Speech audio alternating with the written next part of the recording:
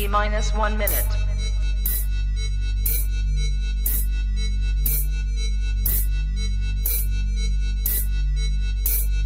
T minus 50 seconds.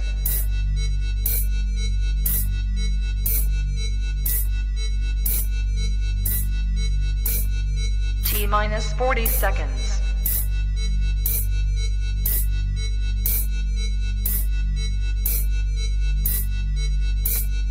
T minus 30 seconds.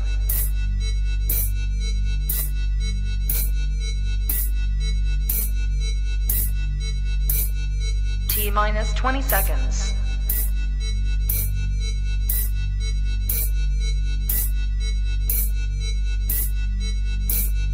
Ten, 9, 8, 7, 6, 5, 4, 3, 2, 1, 0.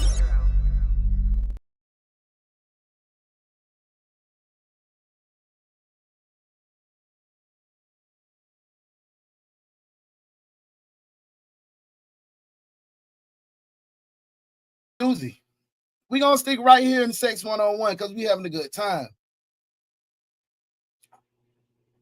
Come spend the night. If she tells you, come spend the night, or if he tells you, come spend the night, that doesn't mean that you are having sex.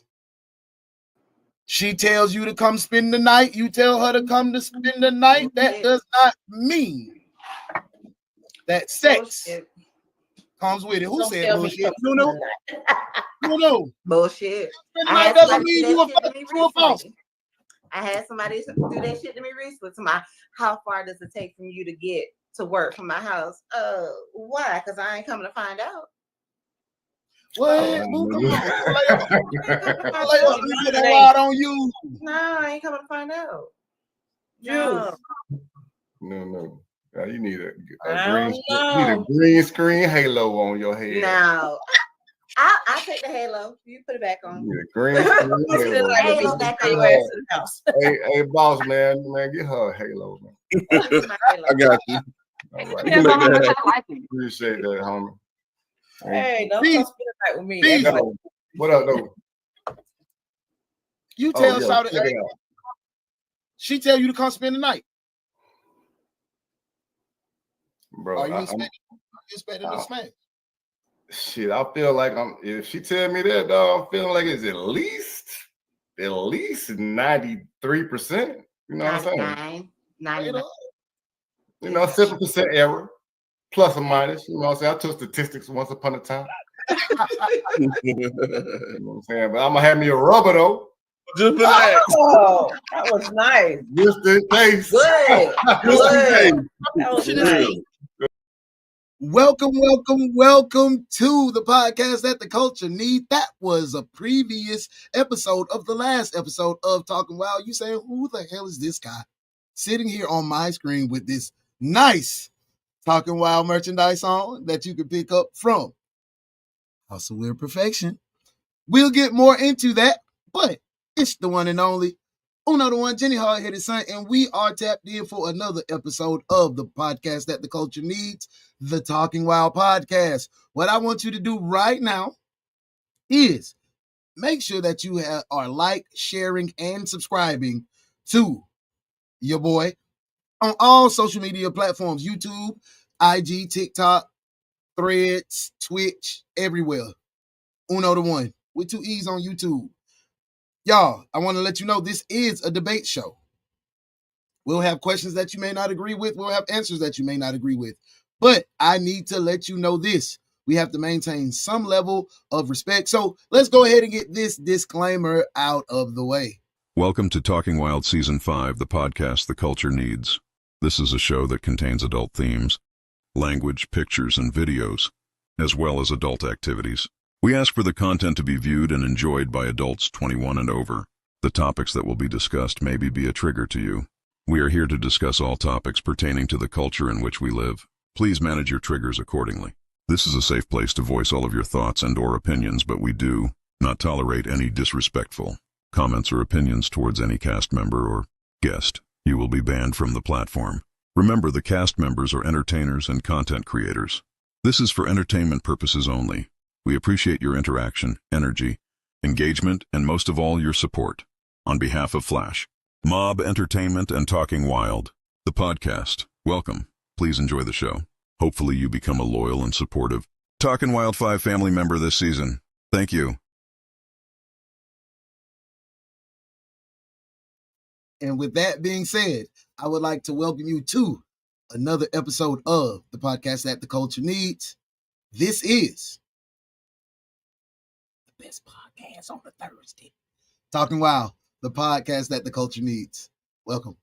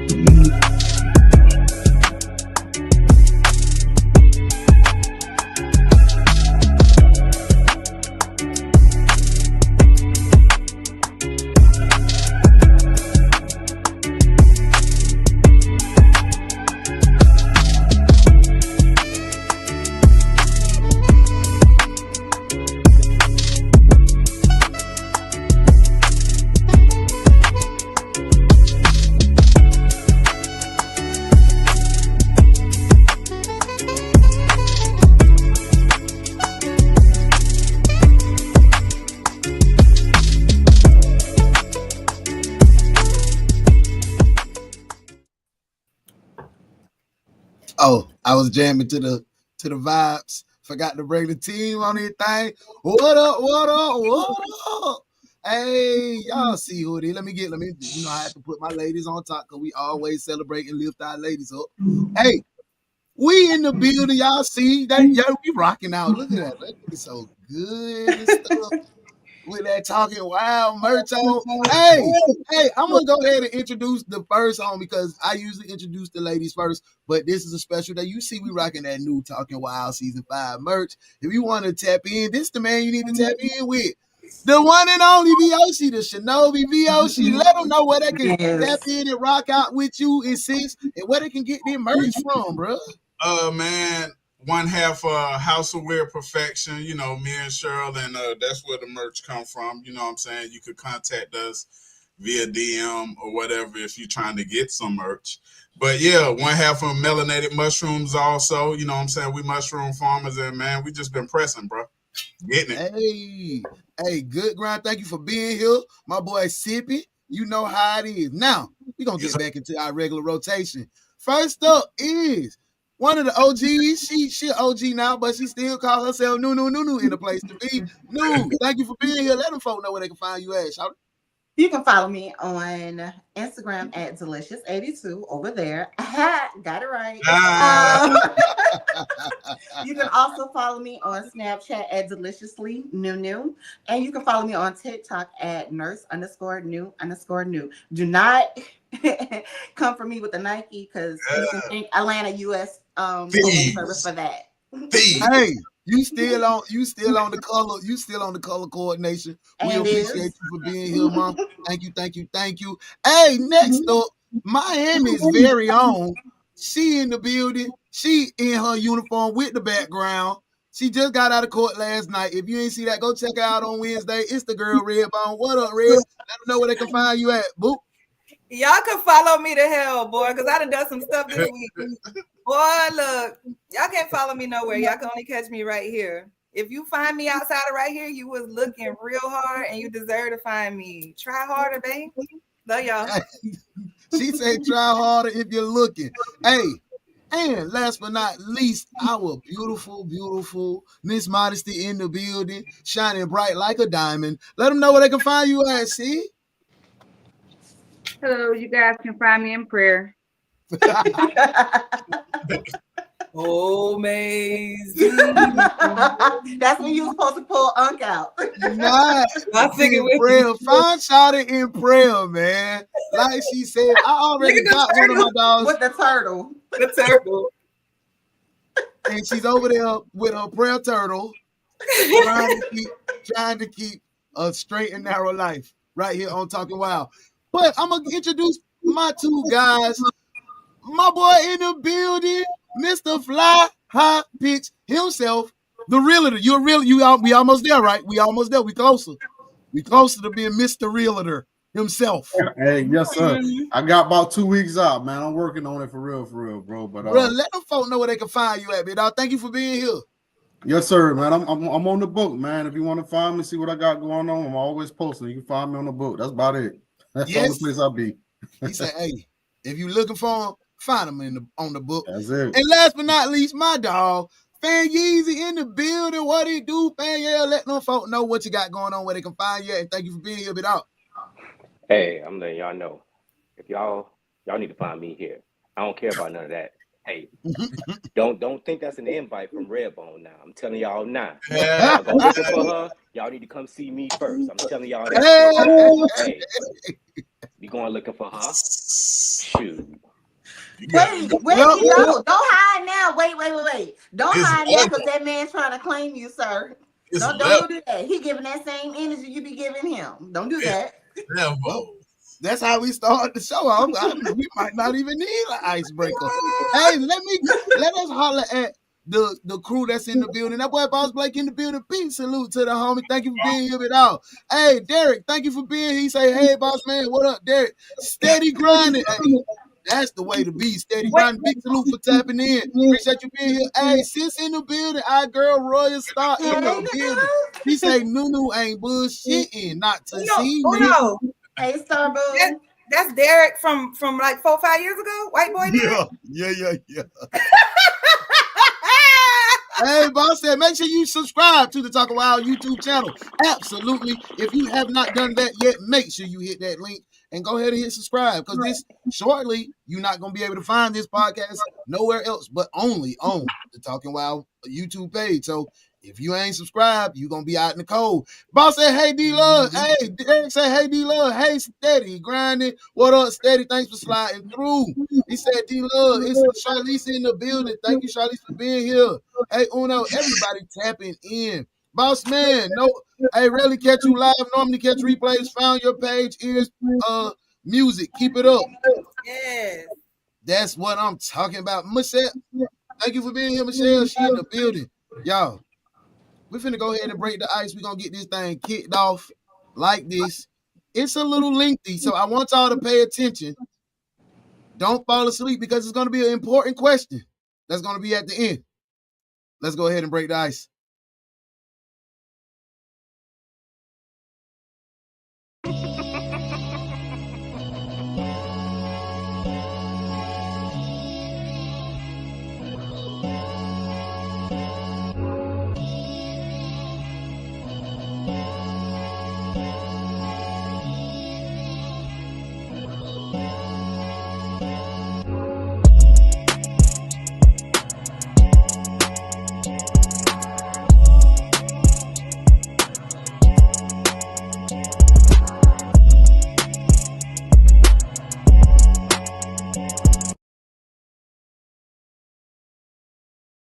Ebony, what about words like average, mediocre, mediocrity, typical, and the bigotry or low expectations? I think those are the words that hurt the working class. You can sit here and say, no, I didn't hurt nobody. You hurt people out there that buy your books and follow you and support you. You asked me to be quiet. Y'all, please. Y'all asked me to be quiet. I listened to your full statement. I understand you have a feeling about it. Now that you talked for 22 minutes and I just spoke for 60 seconds. She is here to talk to us. I know, but I'm just saying, I just spoke for 60 seconds. We got ours off already. Let Ebony talk. I'm just returning what she said. But don't act like I didn't let her speak. She spoke for 22 minutes. Go ahead, Ebony. Let her talk. Don't do that. Let her go. Go ahead. So, Envy, this is where we're different. My primary focus and goal when I do what I do in the world is not to protect feelings. I'm going to be candid with you. I understand it's clear from the energy that there is an emotional attack that you felt was on Black men, the working class, and Black America. I'm going to hold the space for the hurt feelings around that. But more than I care about hurt feelings, I care about providing my people with facts and information that say that the current way of life for the majority of Black Americans is not serving us. I'm going off of the data and the facts.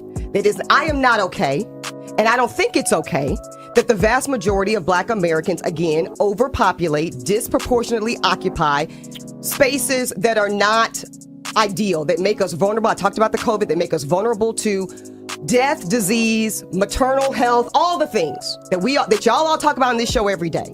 Now, if y'all are okay with the current positioning of Black America, that we are the lowest income, the lowest home ownership, the lowest educated group, then so be it. And let's just stop talking now and keep on going about our business. Envy, I'm not okay with it. So that is why I said what I said about addressing the bigotry of low expectations. It's the bigotry of low expectations is the reason why I have to submit that Black men are now going to HBCUs and college and generally at half the rate of Black girls and women. I don't think that's okay. Shouldn't we address the system that put us in these positions? We are addressing the system, but first we have to name it, Charlemagne. See, that's where people's feelings are getting hurt, is the fact that I am naming it. I am saying that it is not okay to bring C's and D's through to your home and then expect to go on to higher education and acquire a higher skill set. And when you say that, that is hurtful to people, Envy. I'm acknowledging the pain.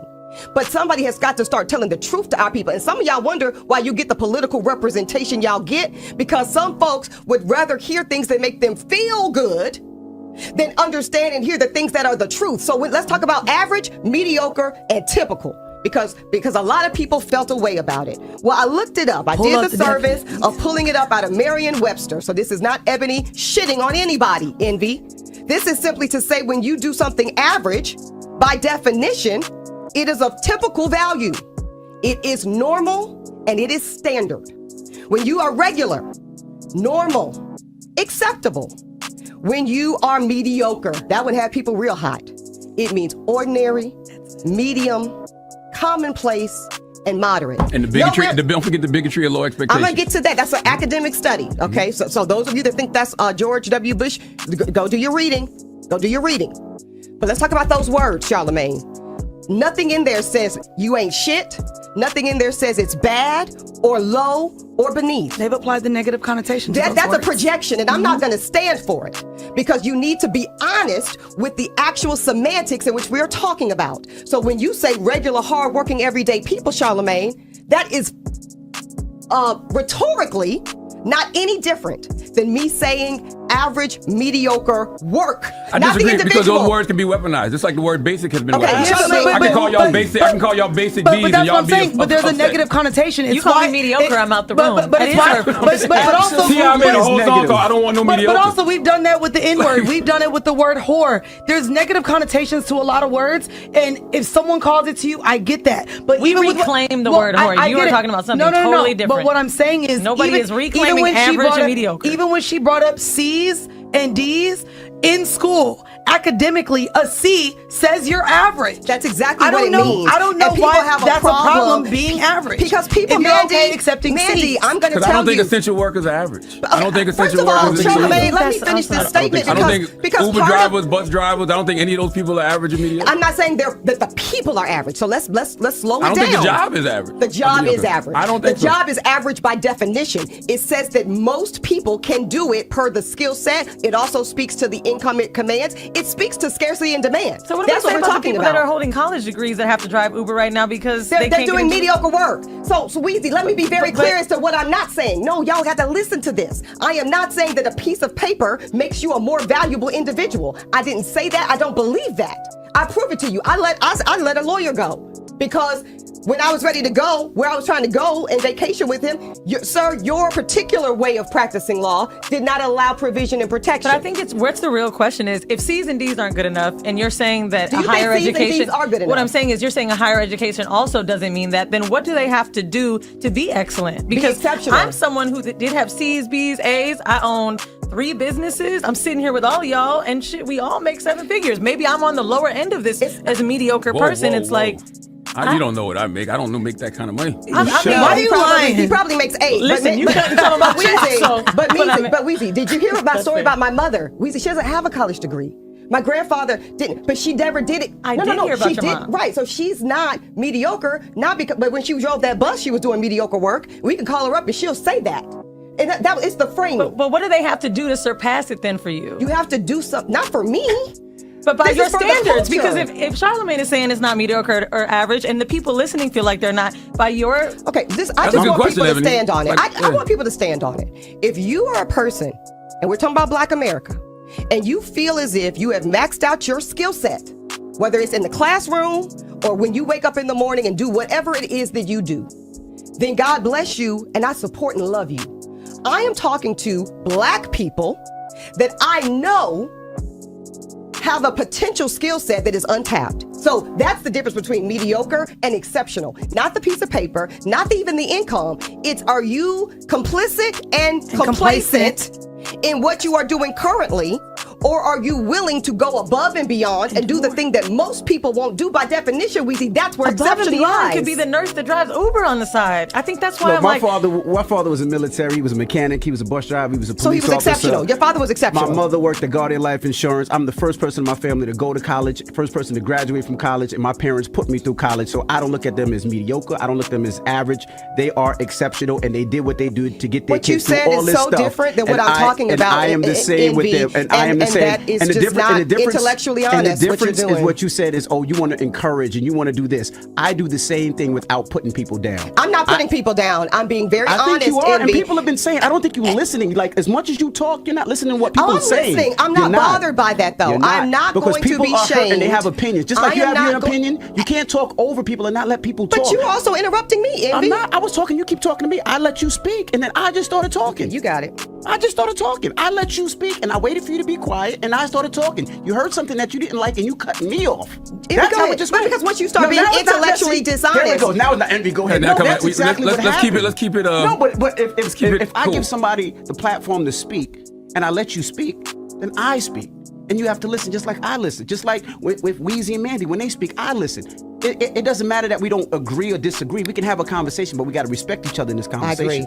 I think and part of that respect is being honest. Yeah, I think the conversation is healthy. If you listen to the whole Ayanla interview, I get a better sense of what you're trying to say. But the doubling down is what threw me completely off. What threw you off about it? It did sound like you was shitting on the working class. I'm not shitting on the working class. And if you weren't, I think you need to make that very clear. Well, I've tried to make it clear with 3 different examples. I think y'all don't want to hear it. And that's okay, Envy. It's okay. It's like you said, it's okay to disagree. Mm-hmm. Okay? So we can argue semantics back, because that's really, at this point, this is an argument around semantics. This is not around intention. This is not around feelings. Because we talked about the data. We've gone to the dictionary to define the words. Now it is, I heard what you said, but this is how it made me feel. So what is Ebony K. Williams trying to say?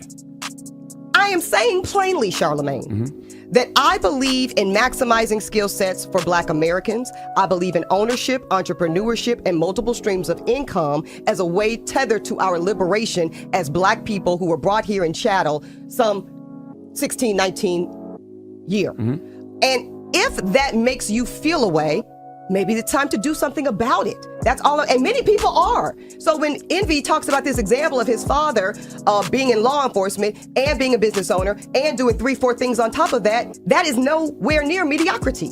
That is called exceptionalism. That is called a Black man availing himself to his highest calling and skill set. He talks about his mother and what she did. That is not mediocrity. By the way, there's nothing wrong with mediocrity. By definition, it's not bad nor good. It's mediocre. It is typical and it is regular. But if you are looking for me, if anybody is looking for me to put out a permission slip for people that look like me and come from where I come from, which is the diaspora, around average is good enough, medium is okay, just do enough to get by. No, I'm not going to make that soft place for you to land.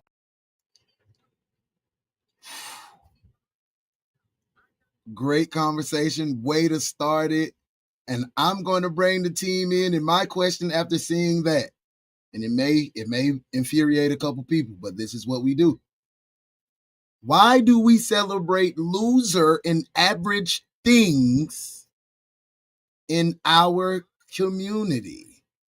Why do we celebrate loser and average things in our community?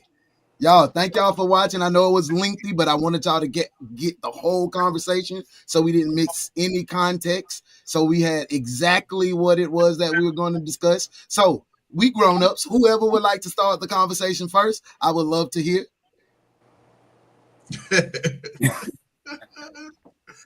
It was a lot. What? Go ahead. Why was it a lot? I mean, I'm just saying it in general. It was a lot. I understand where she was coming from, trying to, explain. They wasn't really grasping what she was trying to throw out. I mean, I get what she's saying. Like, I really do. Because, I mean, me as a nurse, if I'm making X minus Z, hourly, and here it is, I'm going above and beyond just because that's just who I am. If I'm going above and beyond my duty as a nurse, and here it is as someone that, that's brand new, that's coming in, barely even doing the minimum as a nurse, but still making the pay grade I am, I would feel some type of way. And then I look at it as, like she said, far as us as a Black culture, like medium shouldn't be the average. Like why wouldn't you want to go above and beyond whatever profession it is that you're doing? So, I mean, I get what she's saying. Not saying that mediocre is, or average is, bad or anything, but why not take those extra steps to be the better version of yourself? Why do you feel we celebrate in our community? Why do you feel like we celebrate the mediocre and the average? Oof.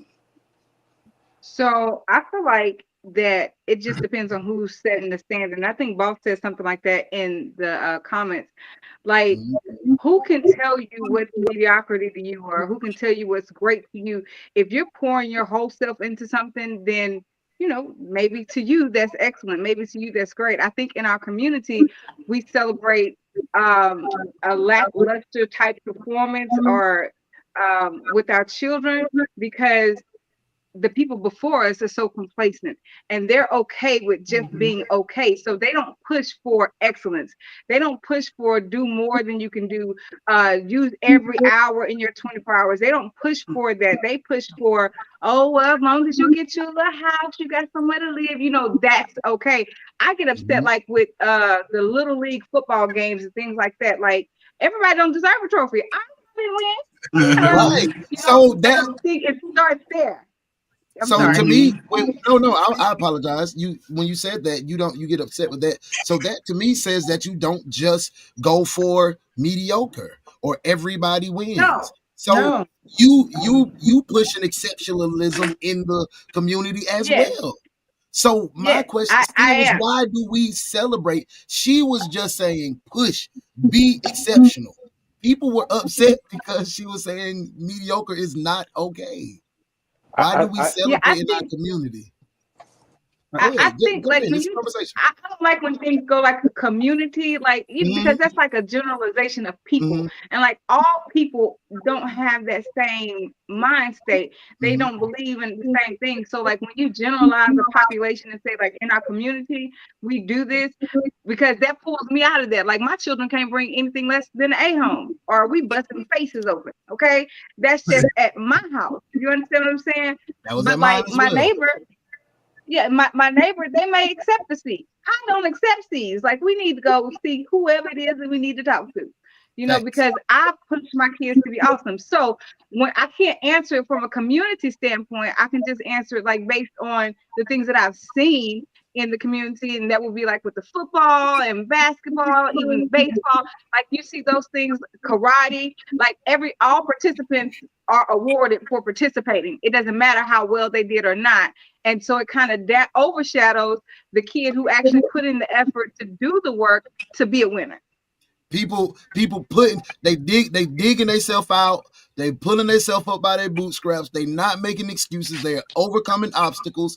And I suppose to sit in my pride and go with the same 24 and say, because you happy being the shift manager at McDonald's and we the same age, I supposed to say, because you showed up. Because you showed up. So now I gotta acknowledge and give you praise because you showed up. That's not okay. Hey, I say this. We need them, actually. We need average people. We need mediocrity. We need them. Because without them, how will we know to go above and beyond? And number two, all this being excessive with doing this, that, and this for for work, why are you doing mediocrity on top of mediocrity on top of mediocrity just to make it by? You know what I'm saying? Who's raising these kids? because number one, you gotta instill something in these kids to be better than you. Do what you gotta do to put food on the table, to make this house a home. But without putting into those kids, you will never go above mediocrity because they're just going to see you struggling. And guess what? Oh, well, my parents did this, so guess what? I'm going to do this. No. That's right. What I'm doing, baby, don't do that. This is what you should do. I'm putting you in position. We're going to come up with a plan, and this is what we're going to do. This is what we need to do as a community, period. You know what I'm saying? But like I say, we still need average people. I agree with you, saying Easy. I'm sorry. I agree. We need average people. Like who's going to pick up the trash? And I'm not calling these people average. Jesus Christ! Oh my God! But who's going to do like the work is average? Stuff, you know? That's average work. That's average work, not average people. Right. Average work. Yeah. The world cannot function without these jobs in place. So like, and then if everybody was designed to be awesome, then really, would you really want to be around with a bunch of awesome people? Be like, I want to hang around a bunch of awesome people. I do want to hang around awesome people. Not all the time. My thing is, why is all the average people always praised? I feel like you're right. I feel like elitist is the thing. Elitists are people that they have an elite state of mind and they can't comprehend things below elite. And that is dangerous. It's dangerous. And the reason it's dangerous is because, perfect example, okay? We Black people, we was kind of behind the 8 ball. We had to do things, we have to do a lot more to be successful than, other races do, right? Other people that were generationally wealthy and things like that, we got to really get it out the mud. So when Envy made the example of his parents having multiple jobs and getting him through college and making him better, it's kind of like, what if that conversation happened a generation ago and she was telling that man who had an average job, and in her words, average job, you're not doing enough. You're trying to get him through college, you're really a bum. Like the thing about it is, sometimes people are doing what they can. Like if y'all really don't believe that if somebody could have a 6-figure job that they wouldn't? I don't think it don't work like that. I don't saying average job. I think she's just saying average level of work. No, if I was raised in the hood, right? If I was raised in the hood and I got certain habits that were just honestly, if some people, y'all have homeboys who've been through the system, and it's good people, but they got caught in situations where they couldn't, you know what I'm saying? There's nothing they could have did. They just did what they had to do. Now, this same person, if Joe just got out of jail, Joe said, I want to change my life, and Joe get a job at McDonald's, I'm gonna clap it up for Joe, because Joe got off that block and Joe went and got him a real job. Mm-hmm. Now, will I clap up Nunu for leaving leaving a nurse job and going to McDonald's? No, I'm be like, the fuck is wrong with you? Trying to get out of child. That's why. But my thing is, go ahead. No, I'm just saying it's just different situations. It's not necessarily celebrating him having a damn job at McDonald's. It's celebrating him trying to get out of his situation, just like I would celebrate that police officer getting his son through college. Sometimes it's not about you. I done had two jobs before. I ain't do it because I fucking wanted to. I did it because I wanted my kids to have a better situation than I did when I was younger. Sometimes people are doing what they can, and she don't look or sound like to me. Let me tell you how I know she's not from the hood. Her eyebrows crooked. Bitch, we pencil good in the hood. But I mean, you come up silver spoon and you trying to shit on regular schmegular people trying to goddamn make an honest living because that's what they can do at the time. It's crazy. To me, it's right message, wrong delivery. Yeah, I mean, but I mean, you could go to a civic center or something and have a meeting, a town hall meeting with people in the communities and go around and tell people what you have to say. But to say, that's mediocre, and then get mad when somebody put a negative infliction on mediocre, you put a negative infliction on it. Because if it wasn't negative, why'd you say it? I hear what you're saying, but I mean, if you take the actual job itself out of the equation, so it don't have no high type thing. Say we both cashiers at the damn BP down the corner. Right. You see what I'm saying? But at the same time, if you just showing up, not even giving what's in the job description itself, but here it is, I'm showing up and giving above this job description. I'm doing what everything else that's asked of me plus some. Then now I'm no longer average. Hold on, so are you saying showing up and doing X, Y, and Z? It's just being praised because they showed up to the job. No, and you know what you're gonna get? You know what you're gonna get for doing that? The same fucking pay. You're gonna get the same damn check and you're gonna be tired as hell. And I'm gonna go home feeling good. I'm not going. If we at the same position, you're not a manager or nothing. You're finna go in there. That's why we say they're praising the losers. Why are we praising the losers? But I feel like what she failed to do though was shed light on why the situation is the way it is.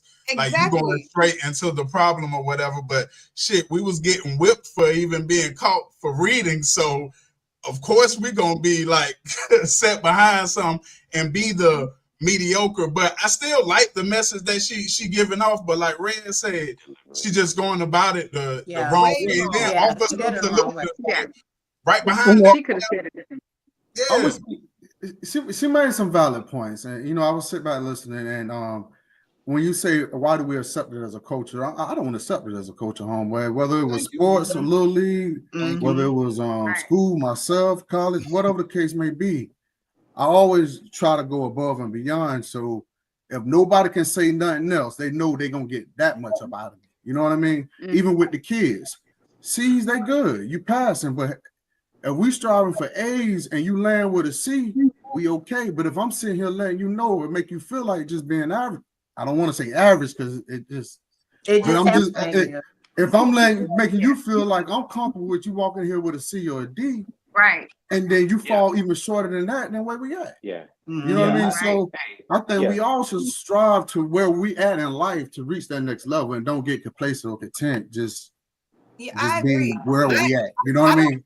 I don't want what I say to be misconstrued as I don't want us to be the best. I want us to be the best at everything we do. And that means anybody, everybody. I want everybody to be the best at whatever they can. But I also want disadvantages to be considered. Like consider people having to do more than the other person. Consider that. Nunu, you might go to work without the best attitude and the better this and the better that than me because I had to walk to work and you drove. You might go to work with you. What I'm saying is you don't know people's situation. You don't know why this person. But I think.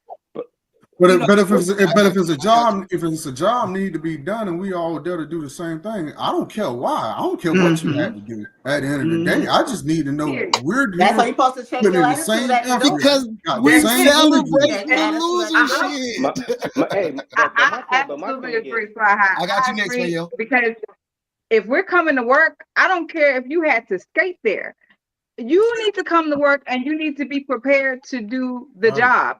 And personally, you should want to come into the job to do it to the best of your ability, not just kind of slide by and just get it done to say that you got an 8-hour paycheck. No, like when I got my job, they asked me what was my goal for this job. I've never done this type of work ever in my life. I said my goal is to become the director. Because you didn't come in to settle for being average, mediocre. And that's what my question was to us, man. She did make valid points. My opinion, just strictly my opinion, I came from the hood. My mama didn't allow me to settle to be like everybody. So if I would have took that mindset of, oh yes, C's is cool, my mama beat the shit out of me for a C. Till I got to 10th grade, I almost had my own son before she started swinging on me for a C. That set the tone. Nah, I can't be average. God ain't put you on this earth to be no average. And anybody told you that than you. Come on, bro. We sat up here. Every one of us on this panel goes above and beyond in their life. Am I lying? So why the hell we sitting up here fussing about, oh man, it's cool for them to be average. Y'all ass ain't do nothing average. Nothing. But we make an excuse for other people to be average. If they wasn't average, we can't be the people I ain't we are. doing that. Yeah. If they wasn't average, like we this. couldn't be who we are. I'm like this. I'm making no excuses for nobody to be average. I'm not. Like this. I'm good. Hey, if that's their lifestyle, hey, I'm gonna try to give you the tools that I know to help you be better. But if you choose not to, hey, do you? I like what you're doing. Just continue to be where you at and be content with that. I'll move on to the next person who need help. Because hey, you know me, KB know me. Hey, when we were in our young Navy days, you know what I'm saying, having to take this doggone test twice a year. You know what? Hey, I got some new information. I'm coming to y'all. Hey, y'all, check this out. Hey, people been telling me that this gonna be on the next exam. You know what I'm saying? Hey, it is a community. Hey, you walk into work. You know what? Let's talk about that. If you need help, let's talk. I can give you a ride. You know what I'm saying? If it's not all out my way, hey, we can meet up somewhere. Or however we can do this. You know what I'm saying? We don't have to be. We need to be a community. We need to We help don't have each to be other when we can. Hey, But Red, I'm gonna let you gonna be the closer. You're gonna close this one out. We're gonna move forward on this one, mama. But if this person don't want to be helped, then you know what? Just back and give them 50 feet. You know what I'm saying? Yes, sir. I encourage greatness in everybody in my life, everybody that I'm around, and my children are exceptional, and I don't accept anything less. But that is not at all a contradiction to my point. My point of saying that is to say two things can be true. I want excellence for everybody, but I also people need to consider that sometimes something that you might see as mediocre or average might just be their journey. We all had a journey, y'all. We ain't just start exceptional. I started from look, my beginning I was exceptional. My beginning was some bullshit, and I got to this state of mind right here.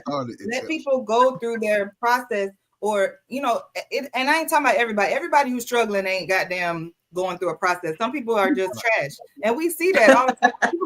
Listen, it's a specific person on Facebook with their kids going to jail, goddamn, and she look. You know what I'm saying? You see that shit, and it's like for a fact it's some real bums, bum to the bone. Like that's who they are. No matter what kind of money they got in their pocket, no matter what job they got, they are a true bum. They're a real loser. They could be rich, but they'll still be a loser because they don't got nothing going on. They don't want no goodness for their family, for their kids especially. But what I'm saying is just sometimes take your time with people who don't have a choice. That's all I'm saying. I respect it. Hey, let me spin through the comments. Then we're going to go ahead, pay a few bills, and then we're going to go to Act 1 because you see how the conversation flowing. I hope if you're having a good time, this is the perfect time to share the live. Hit like if you in here. Share it to 10, 15, 20 of your friends. What's up, mama? You got something to say? No, she was saying share. Oh, okay. I wanted to make sure I got everybody. Boss said, start with who's setting the standard. I think we all know who that is. Facts, boss. Hey, that's a fact, boss man. A bus driver is exceptional? ? So maybe we need to talk about what the income is for exceptional.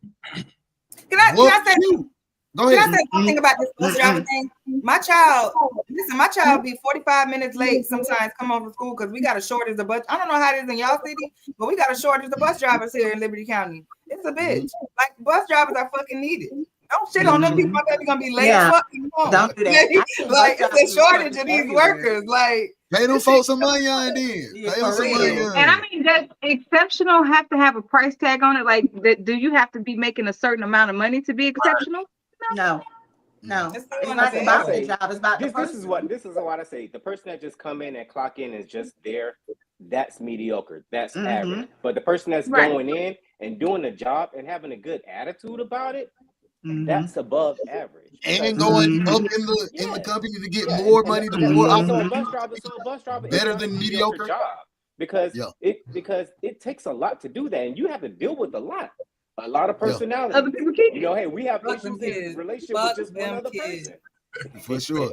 Hey, that's how we kick it off. Hey, the income that pays the bills is exceptional, in my opinion. But D-Love, what about living outside of your bills, lights, water, food? Hey, them adjustments need to be made, boss man. That's a loser. You not gonna drag me through the valley of the shadow of death because you cannot meet basic needs. Because some of us are allergic to working hard enough just to live better. Straight up. I'm humble, but please try is all. Yo, what up? D-Will in the building. Loser and average is subjective. Hey, right, if you're not trying out here, living check to check is basic. You really are not happy because you can't do much else but survive. But what if you don't have a choice? What if you are? But are you comfortable like that? Some people. Yeah, so you're not gonna be. You're not gonna be comfortable staying there in that mediocre position. You're gonna grind it out. You're gonna work some overtime. You're gonna try to better your situation. You're not comfortable just being like, okay, I made it. I'm gonna live check to check. That's cool. No. Yeah. Do two average jobs making exceptional income? Nope, you can't even enjoy that shit in my opinion. That's real shit. My mama worked 2 jobs for a long time, but people work jobs they're not qualified for all the time. Mm-hmm. I'm gonna be slipping this line. I'm an average Joe like a mug. What it do, cuz in the building? Hey, it's about what you are actively working towards, in my opinion. Straight up. Hey, sorry, but I'm here. I'm in myself. Thank you for being here, Anita. Hey, Miss Anita, Anita got her wrench. Anita got her wrench. Do Anita have her wrench? Ooh, Anita ain't got no wrench. She ain't got no wrench. We done kicked it off like this. We finna get into Act 1 on the best podcast on the Thursday. The podcast the culture needs. When we come back after paying these bills, we gonna get into Act 1, man. The hood diamond. They told me pressure, it but pipes, so it make diamonds. You see, it ain't no fold in me. Stop hating, cause I'm shining. Ain't never been no hoe in me. These demons always trying me. I know the trenches look up to me, cause I'm their hood diamond. They told me pressure, it bust pipes, so it makes diamonds. You see, it ain't no fold in me. Stop hating, cause I'm shining. Ain't never been no hoe in me. These demons always trying me. I know the trenches look up to me, cause I'm their hood diamond. It be them niggas you with the most that hate the hardest. It be them hoes you trust the most that's gonna cross. It's the ones you always feed that say you starving.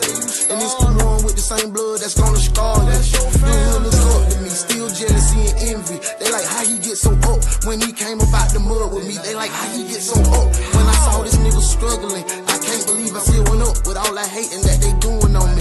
They want me broke down on my dick straight out of luck. I worked my move, I took them risks and nigga I ran it up. Ain't need nobody help, cause ain't nobody gave me nothing. Now they wondering how I turned that nothing into something. They told me pressure, it but pipes, so it makes diamonds. You see, it ain't no fold in me. Stop hating, cause I'm shining. It never been through my window. Yeah. Who's there peeping through my window? Nobody now. Who's there peeping through my window? Nobody now. Who's there peeping through my window? Nobody now. Who's there peeping through my window? Nobody now. Well, who's that peeping through my window? But I ain't got nothing to lend on. Snub nose bulldog fofo, make sure he don't peep through my shit no more. I'm in with that shit, man. I'm surgical. I got the drop on you for certain, dude. 2 to the chest and then 1 to the head. Body dropping, he no longer vertical, way more than vertigo. No longer vertical, way more than vertigo. This is a mess of convertible. Shout out to our bro KB. That was his music, Window, screaming on all platforms. Go check out that boy KBZ. Big salute to that boy BZ. This is Act 1 of the podcast that the culture needs, Talking Wild. We're gonna kick it off like this. We discussed this on yesterday, and I wanted to bring this to the panel. My question for Act 1, first question for Act 1 is, what's worse for a child? A bitter mother who's keeping the baby away, or an in and out dad, pay sometimes, show up sometimes? Again, what's worse for a child? A bitter mother that's keeping the baby away, or an in and out dad that pay sometimes and show up sometimes? I say all both of them, because ain't no, but for real, that's detrimental to any kid. No consistency, man. They need a stable environment, somebody that they know that's gonna be there. They don't need to be fucking going from pillar to post. They need a good night's sleep, a fucking real breakfast, Like, you know what I'm saying? Something that ladies, shit I'm matters. gonna come to y'all. I'm gonna let y'all wrap this question up, ladies. I'm That gonna let shit matters when they come to places like Rainy Institute where we teach at and shit, because you can clearly, like, you can't teach shit if the baby's hungry. Like, you got to take care of that bottom need first or whatever, and then it's still a lack of focus, so you can automatically tell if some shit going on at home. So I say both of them, all of them. If you didn't have the ability to say both, which one do you say is more detrimental to the kid? I'm gonna say both of them, not just both of them. Is the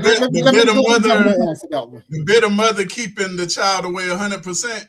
Yeah, she keep well, yeah, I feel like that's worse than fucking sprinkles of visitation. You know what I'm saying? At least let them see you. But then again, you don't know about that because that shit hurt. You in there one day and then you out the next.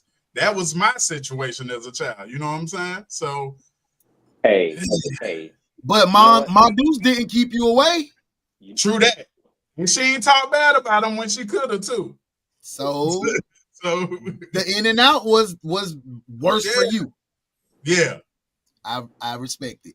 I respect that like hell. Hey, Yeezy, bro. You know what? What's worse? From how it was stated, they kind of go hand in hand, because if the mother is keeping the kid away from the dad, of course the dad's going to be in and out. You know what I'm saying? Because he don't want to deal with the bull crap that the mom is probably bringing to him. But to answer the question, the bitter mom is the worst of it, because the kid is with her, up under her 24/7, and that bitterness seeps into the kid because that's what the kid see, and that's what the kid will know.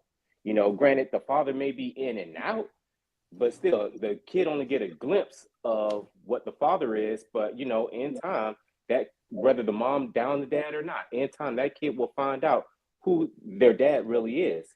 Most of the time they do. When they become adults, they be like, you know what? You're not that bad. A lot of times. So the bitter mom, in my opinion, will be the worst of the two. I'm gonna let the ladies speak before we get into the conversation fully. I'm gonna let all my fellas get it out. Let me get these comments real quick. I need to say it. A bitter mother or father who keeps the kid away. Okay. Yes. D-Love said both. Mario said both. Anita said just not let the other parent not be there, but when the child gets older, they will have to pay for that with that child. Mama, because daddy could change for the better, in my opinion. Hey, Ashley, thank you so much. Hey, Fly, which one do you think is worse for the kid, bro? Is it a bitter mother that's keeping the baby away, or in and out pops? I'm not going to excuse the fellas on this, because they can do a lot of damage with the in and out, and you know, the non-consistency of being who they're supposed to be in a child's life. But my opinion, I would say a bitter mom, because you got to understand where that comes from, and the anger and the bitterness that comes with that, because it's no longer the best. I'm sorry, I don't want to interrupt your shit, but you just put that bread out there, you put that mayonnaise on there, and you did right off that plate. You don't say us. That was slick how you did that. I just had to say that. But yeah, like I say, bro, I'll say the bitter mom, because it's no longer the best interest of that child. So therefore, you have to question every judgment about that woman if that man's trying to be in that child's life, and she's, you know, concealing that child, withholding that child. So she's taking away every layer of protection that father can possibly provide to that child by her bitterness. So to me, that's more detrimental. That's more damaging. You know what I'm saying? Now, dad that's in and out, eventually that child going to form their own feelings because of the inconsistency, and it's no longer going to impact them as they grow older and get used to and understanding that's just the person that they are. But when that mother does damage, man, sometimes that shit irreversible, bro. Hey, y'all, fellas, I appreciate that. I appreciate you ladies not even chiming in. I know y'all was ready to get in there. Fellas, I'm just going to ask for the same respect when the ladies give their After every lady speaks, we can get some dialect back and forth because I know this was gonna be. Hey, Darius said the bitter woman is worse because in the end, the child is gonna grow up and see what is real. Fanyels. Hey, it's our boo, it's our sis, it's our girl, Ashley Sierra in the building. What's up, love? Anita says, that's what I'm saying. I agree with that, man, too. Here we go. I'm gonna start with my girl, Red. Red, huh? What is worse? All right, dog. So we talked about this yesterday on the Few and Unk podcast on Wednesday nights at 9:00, starring your girl Redbone. Plug. All right, sorry. Okay, that show's called Unc and Nephew. That show is called Unc and Few, not Unc Few and Redbone. What what's called? What the theme song say? You know, Unc and Redbone. Go get the councilwoman started. Carry on. I'm gonna gather Nunu and forget about the whole question. So this is how I feel about it. The bitter mom is worse, and the reason it's worse is because both are awful, both are terrible, both are extremely detrimental to the child. Right now, we choosing between bad and worse, and the reason that one is worse is because we're going is 0% versus 50%. That's what we're choosing between. You gonna have no daddy, or you gonna have half a daddy. That's literally the decision we have right now. That's why the mom is worse. And to me, honestly, it's detrimental because when your own like y'all broke up, y'all had a bad breakup, he cheated on you or whatever, that's why y'all broke up. You mad about that, and you're letting that cloud your judgment of being a mother. I can't respect it. Whatever I'm going through will never cloud my judgment of my child's best interest. It shouldn't.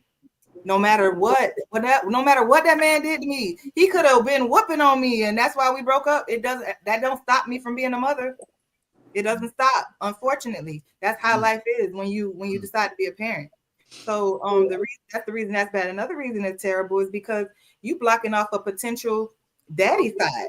He might have a sister that want to be an auntie, that want to come, you know what I'm saying, buy school clothes, help out, see her child babysit, or a grandma, a paternal grandma. You didn't just cut him off, you cut off a whole nother side of family, a whole community that could help you, and that could be in your child's life and bring joy to your child. So that's why that's worse. But I have to speak on this in and out dad part. The reason that's bad, it's not worse than the bitter mom, but the reason that's bad is because you're teaching a child disappointment.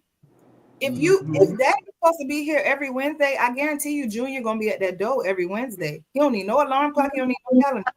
He gonna be at that screen door looking in that driveway like this. And if you don't come, you're teaching him real true heartbreak and disappointment. That bitterness you're gonna teach that child bitterness. You know what I'm saying? But like I said, that's terrible, but the bitter mom is gonna be worse. And then on top of that, she directly teaching this child hatred. Like this in the house, because you know she on the phone with Kiki. Bitch, this dog ass nigga trying to come see. Fuck him. He not finna see my child. I'm finna go. You know what I'm saying? So it's direct. And ladies, I'm so team y'all. Ladies, I love y'all. But y'all bum bitches who do stuff like that, I don't support that. I don't support no bum moms. I don't support deadbeat dads the same way. I don't support none of it. Tell him, boo. He told me to tell his boo. I'm wearing this hoodie right now because I got a bump. When me and Fanyelle had his baby. Hey, hold on. Wait. What? Let me see the hoodie. Go ahead. Show the hoodie, please. That is Talking Wild merchandise. You can get that hoodie from VO Shinobi. Please go to his DM. That is House of Weird Perfection. The merchandiser for Flash Mob Entertainment. Sorry. I'm trying to advertise.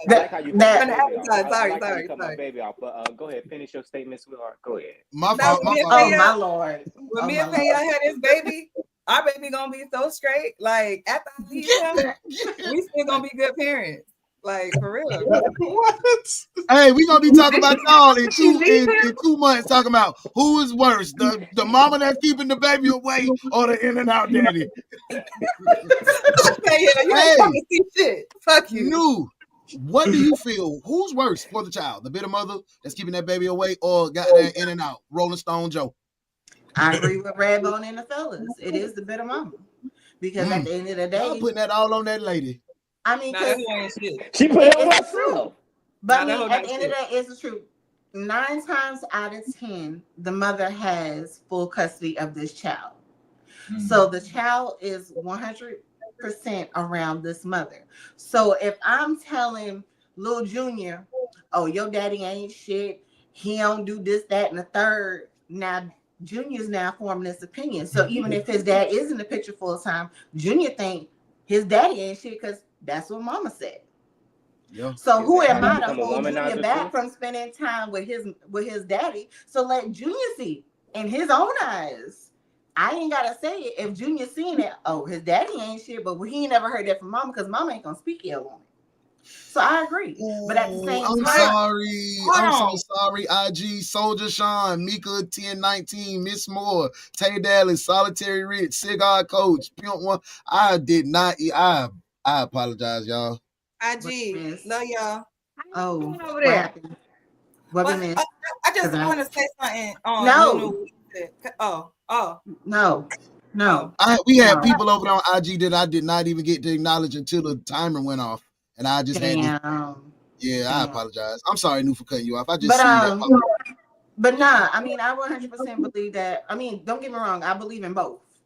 I I really do. But I mean, a mother should never speak ill will about the absent parent, because the child's always going to grow up to see who did what, who was there for what, and who did. I mean, and let them form their own opinion. Just let me ask one question, Nunu, on that note right there. If you a single mom and you have a child, and I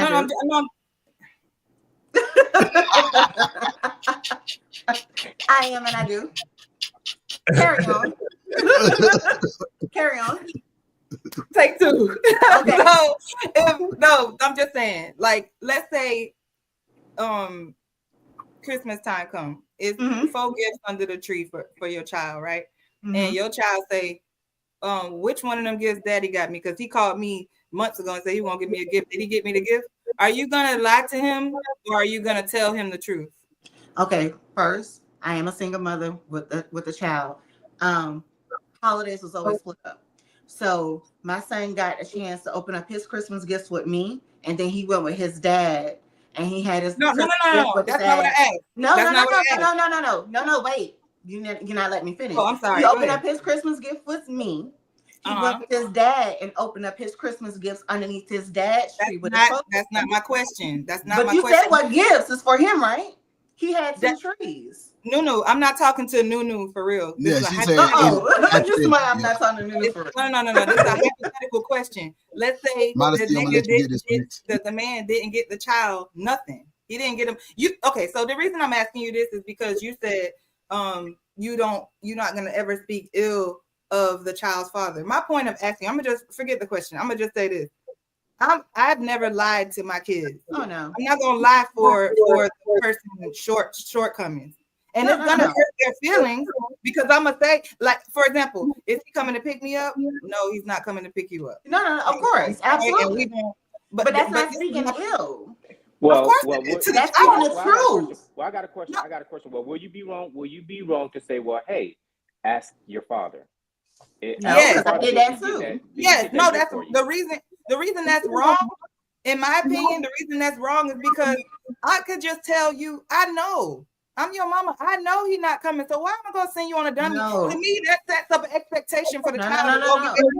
I'd rather deliver that to you. But for the father to answer up to. I'd rather deliver you the news. Be the man that he is and answer up to it. What if he don't answer the phone? Then you just set your child up for.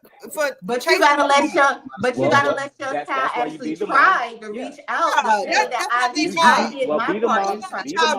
Be the mom and nurture the little guy or girl. Not the child job. And nurture. Be the mom, and if the dad doesn't answer the phone when you told the kid to ask the father, because he needs to answer that. The father needs to own up to that. No. If he's not going to be there, then he needs to own up to that. But if he's not there, then hey, mom, just be like, you know what, baby, it's okay. We got you. We got you. You know what I'm gonna let you spin.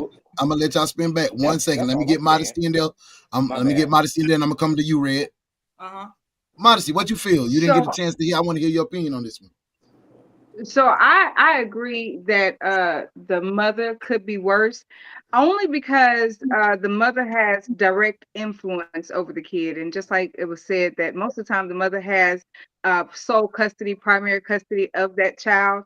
But I also think that inconsistency is a big deal as well. So like my oldest son, it was important to me to never say anything negative about his dad. His dad was a soldier, so he was in and out, and I was the at-home parent. I was the most dominant parent. But we both had the same access.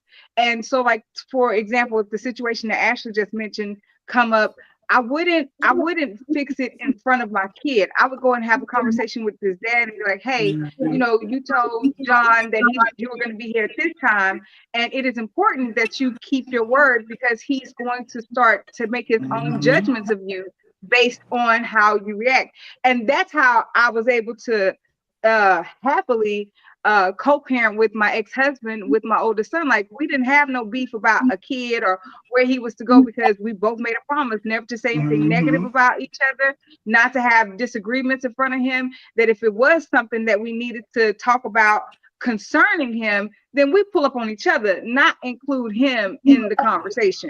And like, you know, so I think that helped. But I think that just based on the question, the mother has the most direct influence on the kids. So that would be worse than a dad being in and out, because you can kind of fix that. You know, like I used to tell my kid, like if his dad couldn't make it, like, oh, you know, something must have come up, you know, like I would always say whatever just to fix it. And so what you want to go do, you know? And then on the back end, when the lights were dim, I'm calling his dad like, so dude, what happened? You know, you could let me know you weren't coming, but I never did that in front of him. So I just think that it depends on the people. It depends on the kid, which one affects them more, whether it be their mother giving them this information, because a lot of times these kids don't listen anyway. They have their own separate relationship with their parents.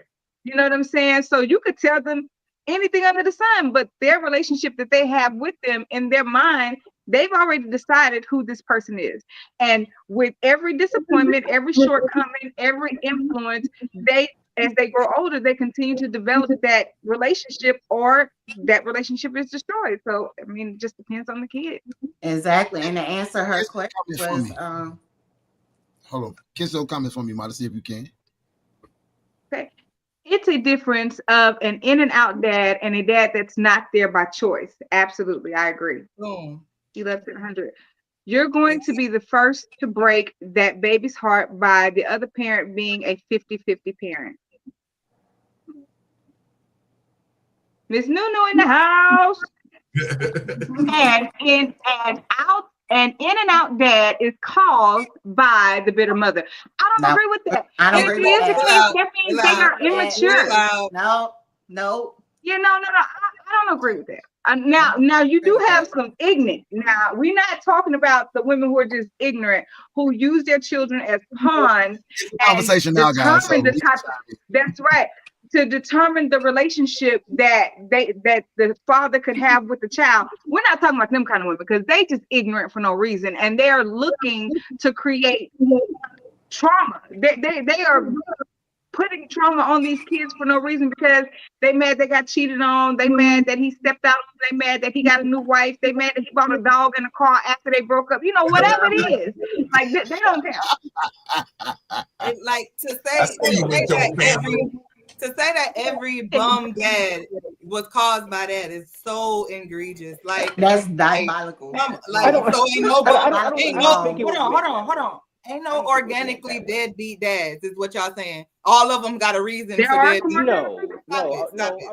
Bullshit. I don't think it was meant that way. I think it was meant as in the bitter mom causes the dad to just back away. Because you know what? It's only so much stress that man should have to go through to try to see his kid. And if she's that bitter and she's not allowing him to see it, why is he going to push himself closer to the grave by stressing out to try to see his kid that he can't really get to, because the system isn't going to allow him to either? So it's like, but what if she ain't there? You know what? I'm gonna do this. I'm gonna do you one better. I'm about to pen pal my kid write you a letter and let you know, hey, son or daughter, I'm here for you. Stop, pen pal. This is my You got stamps. Are you gonna text me? This is my address. I'm never gonna change it. Ain't got no you feel that you can come get me or come see me, come at me. I got you. But what if she ain't better? But what if she is making the initiative? You know, she's not being better. She's asking the child, hey, do you want to call your dad? Hey, do you want to go to your dad's house? What if you are not being better and the dad is still being in and out? So is that still following me because you're being 50-50 dad? No, but the thing is, we were talking but about. But that's what he just said. But the thing Red, is, you gonna wrap this one up? We were talking about a bitter mom. If you're not a bitter mom, then that's on that dude. He's not the one that's holding up his end as being the parent that he's supposed to be. That's not on you no longer. But as a bitter mom, yeah, she tried. Do me a favor. Do me a favor before I let Red wrap this up. You catch your comments real quick. I might, but I will always put a gift for my child and his birthday, even if he never brings a gift for my baby. I can mess with that, but at the same time, when that child get older, that child gonna find out. That child gonna realize that the mom been doing that all along. So that's not a bad thing. I get you, but I feel that's not a bad thing. Does that make me wrong? No, it does not, sweetheart. No, you keep that hope. Keep the hope up for the baby, because so that baby can have so he can grow up with the mindset of that. But once that baby gets older, that baby gonna realize that the dad dad ain't shit. So yeah. It's the comment. Go ahead, from Ashley. Read that. I got a bitter ex right there in the comments right there. That's my bitter ex-boyfriend. Like there is my bitter ex. Like we went together so long ago. Like get over me. Like get over me. He's too much. He all over me all the time. Not too much for my brother. Not too much for my brother. Here come this fuck. Yeah, not today. Not today. No, not today. Not today. Nah, but this I fear we've lost the plot a little bit. So I would say this. You know what I'm saying? Like there are several reasons for a bitter mother. There are several reasons for an in and out dad. It's not one doesn't have to coincide with the other. A nigga might just be a bum, or a nigga might have been scared away by a bitter bitch. A bitch might be bitter as fuck, or a bitch might be protecting her child. It's different situations, different strokes with different folks. But what my point was at the time was I'm not gonna lie to my child. When I say I'm not gonna lie, that doesn't mean I'm gonna give them the gritty green. I'm not gonna say your daddy hates you, he don't love you, and you'll never get no love from him. So stop fuck. I'm not. That never will be. I will never demonize my child with someone else's bullshit or demonization they're trying to put on my. He already trying to hurt my child, so I'm not gonna double down on that. But when I say I'm not gonna lie to my child, I'm not going to give him or her false hope or anything. I'm not gonna say if he say he coming Wednesdays, sure he's coming Wednesdays. Let's wait. If I know for a fact that he won't, I want to set my child. I want my child to get the truth from me. I don't want to. I don't know. Maybe he will. Maybe he won't. When I know fucking but well. That Wednesday. I know he's not. That Wednesday could be the Wednesday though, Ashley. No, like, not, that's crazy. So we got a goddamn hope for the. That's crazy. Yes. We raising a child. Yes. We raising a child. I'm not hoping for this Wednesday to be the one. That's crazy. And when that Wednesday don't come, now it's time for you to say, okay, well, what was it you and dad was gonna do so we can go do y'all it? Saying we should go on a hope system when raising these kids. I hope he comes. Are you for real? We not saying that. Y'all not for real. Y'all not for real.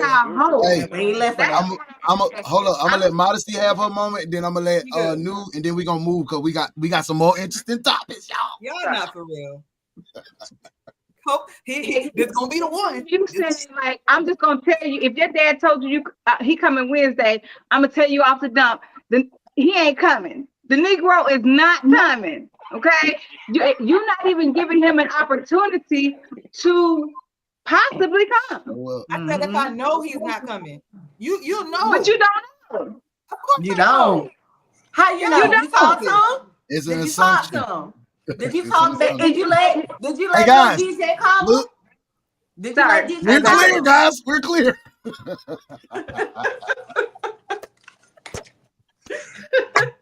Hey guys, it feels good to be in the clear on this one.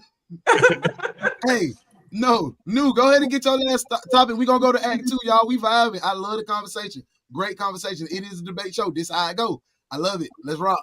No, just for us. Okay, so going back to the Christmas thing, I would say, well, I don't know, but if Daddy didn't, Mommy will get it for you. Far as if Daddy gonna show up Wednesday, well, how about when Wednesday comes? Hey, let's call Daddy. Let's see if Daddy's still gonna show up or not. This way, me and Lil DJ, I don't even know where the fuck DJ name come from. But Lil DJ, my nephew name around like that with my son now. Get out there. This way, me and Lil DJ can just still go do whatever it is. Because, kids don't forget nothing. So if you say, oh, we are going to make, listen, I'm about to go old school. We're going to McDonald's Playland. We're going to go to the damn. And when Wednesday comes, but listen, yeah. So when Wednesday comes and we call Daddy said he's not gonna be able to come, but Lil DJ got his hope set up to go play at this playground at McDonald's. Now we gonna go. You see what I'm saying? So I'm not technically lying. I know you say you was gonna cut it off, man. I was very quiet. Jump in there. Be very quick. I just want to no, jump in there, brother. I'm in the business of not putting sugar on. I'm in the business of not putting sugar on shit. So if this person a certain type of way, and I know this person is a certain type of way, I'm not gonna bash this person. But if you're protecting your children, you want them to grow up with a understanding of how to treat people, whether your mother, father, uncle, brother, cousin, you don't lie to them. You call people out for who they are, because that's who they're going to always be to them. So to me, I don't know, that's giving, I don't put shit on shit. I ain't lying. If you're a deadbeat, you ain't shit, you're going to be called out for not being shit. If you don't come on. You going to say that to the I'm done. I respect it. I'm gonna run through the comments real quick. Hey, Darren said reread the comments. Hey, Unc said disagree. Anita said thank you. I agree with you on that one, Redbone. Uncle Danny Clay said, hey, emotional intelligence is real. Anita said I don't have those issues. Praise God. Bitterness is understandable when there's betrayal. Bitterness comes from dishonesty. Hey, my girl, I'm in the building. Hey, Miss Principal. Hey, she said, I am not waiting for the disappointment to make sure my child is emotionally prepared. I can't when say he that. comes, you gonna look crazy, Ash. Accountability must be a real factor. Hey, Queen Mother is in the building. As Queen Mother, I love when you in the building, love. Hey, the Queen Mother. Hey, Queen Mother. Okay, I got you. Don't volunteer to fail the child. Boss, dang, hot tonight. Danny Clay said facts. Y'all, we are rocking. We are vibing. Y'all see how the conversation flowing. And this is just Act 1. We finna get to Act 2 when we come back after paying these little bills. So refresh your little drinks. Come back because it's more conversation to be had. We'll be back. Talking about. It's Mardi Gras season on the Highway Haven.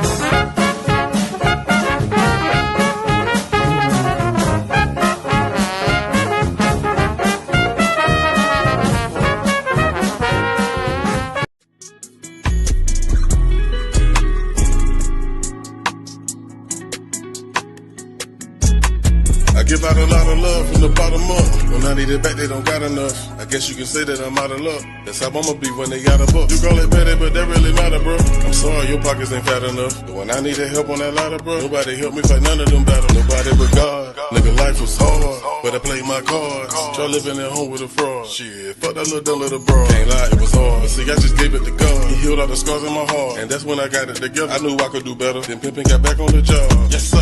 It was nothing but a test focus on the check, bro. Nigga might fall 10 times, I'ma get up. Nigga, I can never be a better nigga. I can never depend on nobody to eat. Why? I gotta stand on my feet. Oh, yeah. Pimpin', I was raised by a bean. And he give me the fuel I need.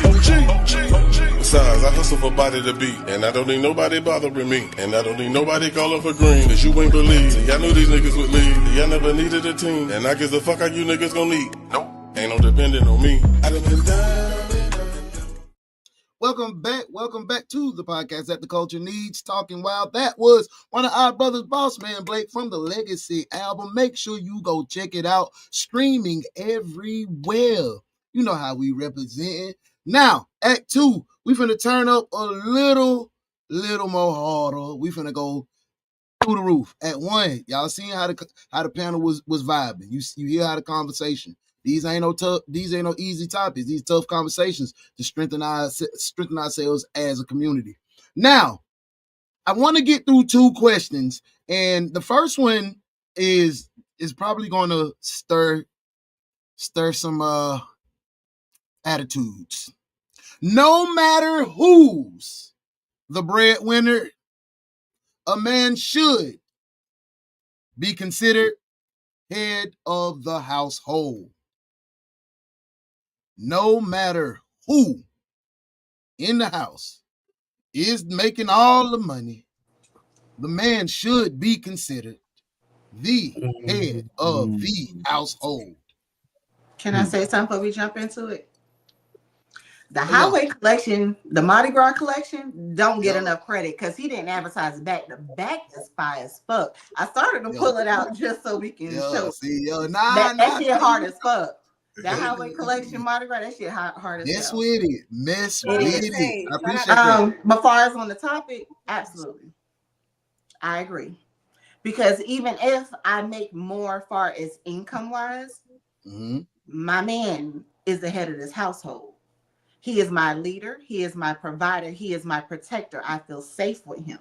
So absolutely, my man is the head of this household. Regardless if I do make more money than he do. That's just how I feel. Now I don't care about what anybody else say. This is what I believe and what Talk your talk, Lou.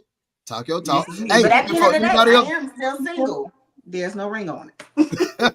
Hey, before we go further, I want to jump in these comments before, you know what I'm saying? Because I know we'll pass and we on a whole nother conversation. These comments finna start flowing. Hey, Uncle Danny Gray said, don't volunteer to fail the child boss. Dang hot tonight. Facts. We not celebrating a once in a while parent. We want consistency. A bitter, hey, lovely to see you mutual. It's important to be mindful of who you co-create with. Bitterness and absence are both unhealthy for your children and can have lasting effects. A healthy, stable environment is key. Yes, sir. Big salute, bro. That one of my favorites on the project. My daddy volunteered to fail me. I know what it's like to have a deadbeat dad. So do I.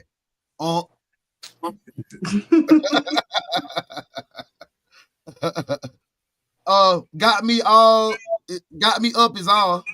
I'm gonna sit this one out. Nothing but love. Uno. Salute, Nunu. It's about structure. Say that, Miss Nunu. Man provides more than money. Now, the question, we done ran through the comments. We all up to date. Nunu done dropped her piece. I would like to hear from one of my fellas. No matter who's the breadwinner, a man is considered to be the head of the household. V, what you feeling, brother? What you feeling? So describe head of household. You tell me what the head of how it works for you. I don't, cause me and mine, we don't like subscribe to regular gender roles. Now it's some shit that she's not going to do. For instance, take out the trash. That shit. Like, you know what I'm saying? And like, yeah, she do wash dishes, but most of the time I wash the dishes. It's just what I'm used to. You know what I'm saying? No. So I don't know. I guess so. I guess I'm the head of the household, but she's always made more money than me. Like just now has that, you know what I'm saying, changed a little bit. But shit, I've always had that role as, you know, protector, provider. I mean, I make the money now anyway, and I give it to her. So shit. So it's the same role, but you still, yeah, you still was the head. She ain't never make you feel no different. Right. So what you feeling? What you feeling, Red? I see you, Poppy. What's up? Do you feel no matter who the breadwinner is, the man should always be the head of the household? So the head of the household is a term used by the Internal Revenue Service. That's crazy to me. To use it outside of that, to me, is barbaric a little bit. It's kind of like somebody trying to force dominance. And I ain't saying that. I'm gonna elaborate, but I just feel like when you gotta say I'm the head of this household. Your baby daddy listening. Just be listening. No. What I'm saying is just be that. Just be the man. You're the man of the house. If you chose me as your woman, I'm the woman of this household. As a woman, I do things as far as nurturing and you good? I was muted for a second. Y'all heard me? Yeah. I'm trying to find the background noise. It's a background noise. I'm going through. Check to see if you got a second device. Anybody got a second device? Y'all got a phone, mute turn the volume down on the phone. Yeah, I was just trying to find. Sorry about that. You good? No, it's fine. I feel like you chose me as your woman. I'm gonna be the woman of the house, and I'm gonna do whatever duties we agreed to as a partnership that I need to do. And you, as the man of the house, you are gonna do whatever duties as a man that works for us. When we get too tied up into titles to the point where the head of the household, if a business decision needs to be made and you're not around, do I need to hold on? I need to talk to, I said I need to make sure the household. No. I don't mean in a sense not have the conversation about. I'm saying I'm allowed to make decisions too. I think both of us are the head of the household. Now, are you the man of the house? Yes. You know what I'm saying? Are you the protector of the home? Yes. And I'm completely eliminating bread out of it, because if I chose you as my man, I chose you. So I don't even consider that. Look, if you don't make as much as me, or if I don't make as much as you chose me and I chose you. That's irrelevant. Mm-hmm. But I think the head of the household thing, I think we just need to have a partnership that works for us. I'm gonna respect you as the man of the house, and I want to be respected as the woman of the house. And I think we'll be all right from there. I just feel like that's an IRS term, and I don't like it. Me head of household. What you feel? Fly High. What you feeling on the head of the household? Even if the lady makes more, the breadwinner, do you feel the man's still the head of the household? I'm gonna be a little biased with it because I've never been in a situation where I've had a partnership that made more than me. You know what I mean? So from even when a woman making more money, a man, I ain't gonna say sometimes a man's submissiveness is him still leading. You know what I mean? So if that woman is making more money or she's strong in other areas, then you back that up. You support that. You know what I mean? That doesn't mean you're not leading your household. You just know what roles to fill as a leader in your household. And sometimes making the money might not be it, but the protection, the security, the structure, you know what I'm saying, everything else that's needed to be grounded to make that a healthy household. That might outweigh the money that's being made. You're still leading, from that aspect. So a man, from a spiritual aspect, even from a financial aspect, a real man is going to lead a household. You know what I mean? Even in his submissiveness, he's still leading. Absolutely. So, what you feel, Miss Modesty? Breadwinner, her, leader, him. And I want my man to be the head of my household, and the money aspect of it doesn't matter. I'm old school, and that's just how my brain operates. Can I interrupt you and ask you what do you feel that the head of the household? What does that term mean to you? Red said that's just IRS to get extra $1,500 on taxes. I'm gonna file it every time. It definitely is an IRS term, Red. I absolutely agree. But I also think that it's a good it's a good partner. It's a good person to pick up slack where you lack. It's a good ping pong partner just with life.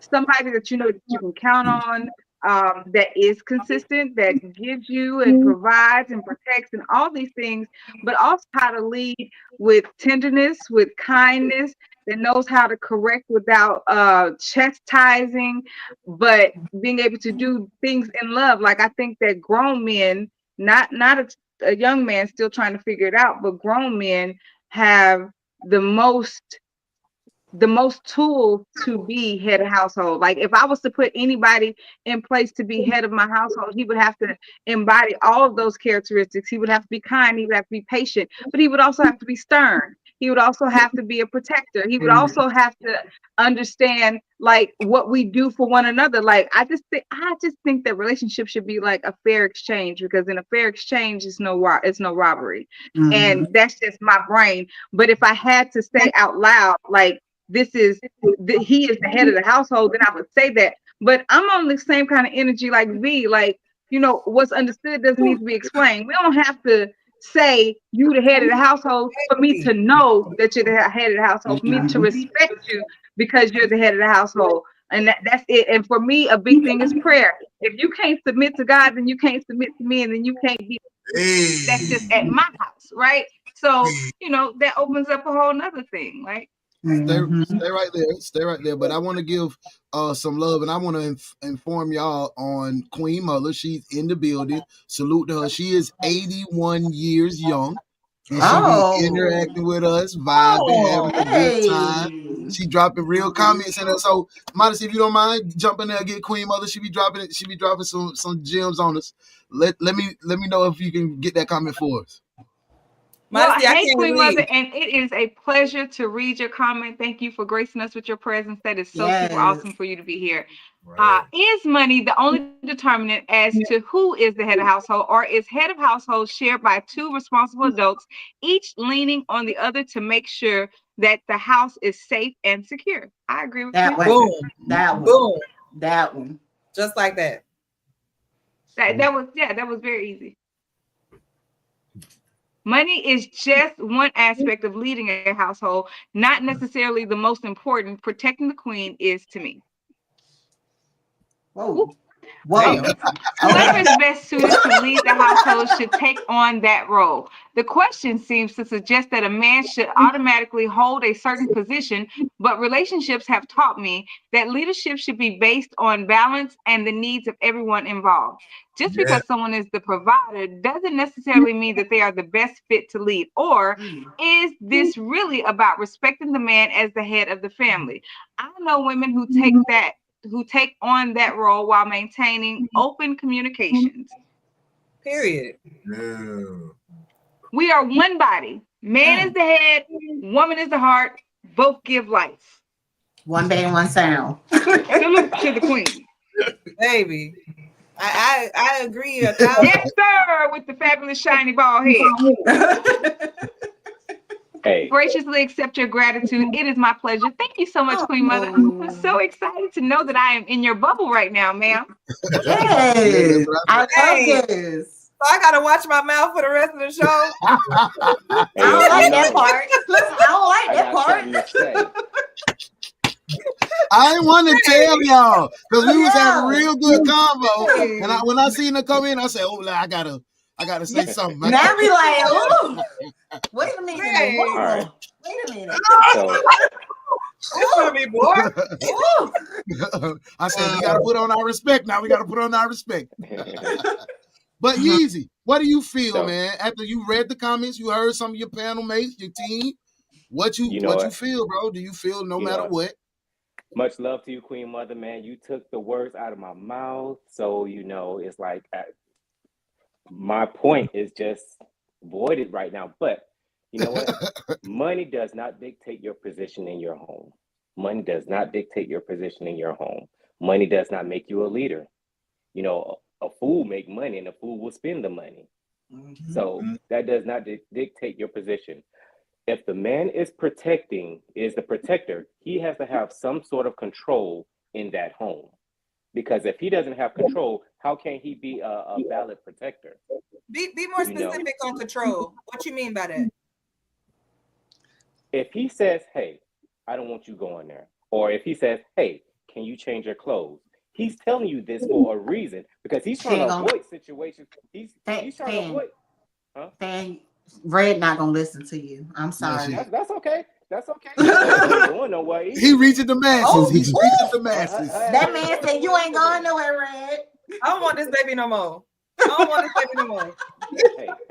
Hey, you know what? I'm through. Hey, Uno, we about to press pause. We about to go to this room right quick. I gotta get some act right. I gotta get some act right.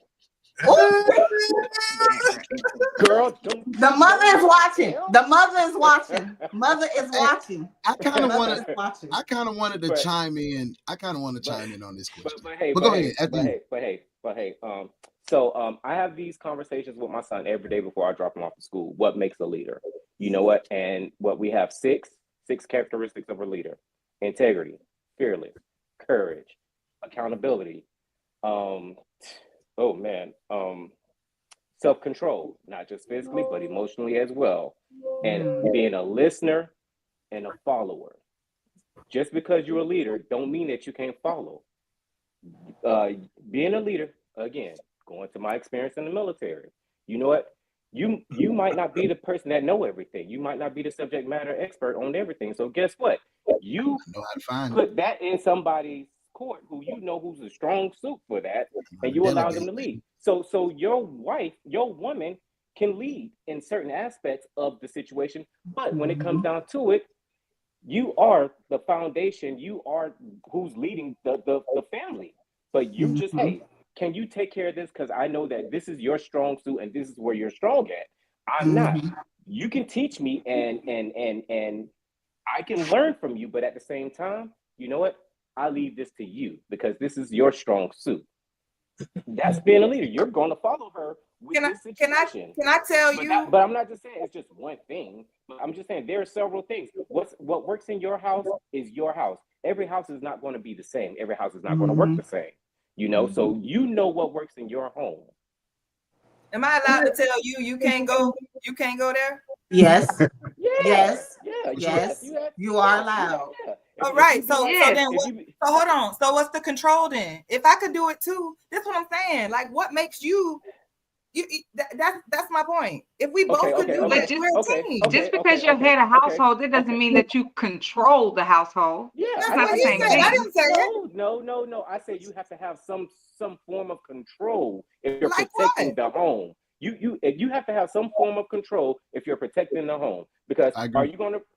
Yes, you protect me in a sense. Yeah, you may protect me from myself. You may protect me from doing some stupid shit. You may protect me. Hey, I don't like you hanging out with that dude because you know what? I see nothing but trouble with him. So hey, babe, can you stay home with us?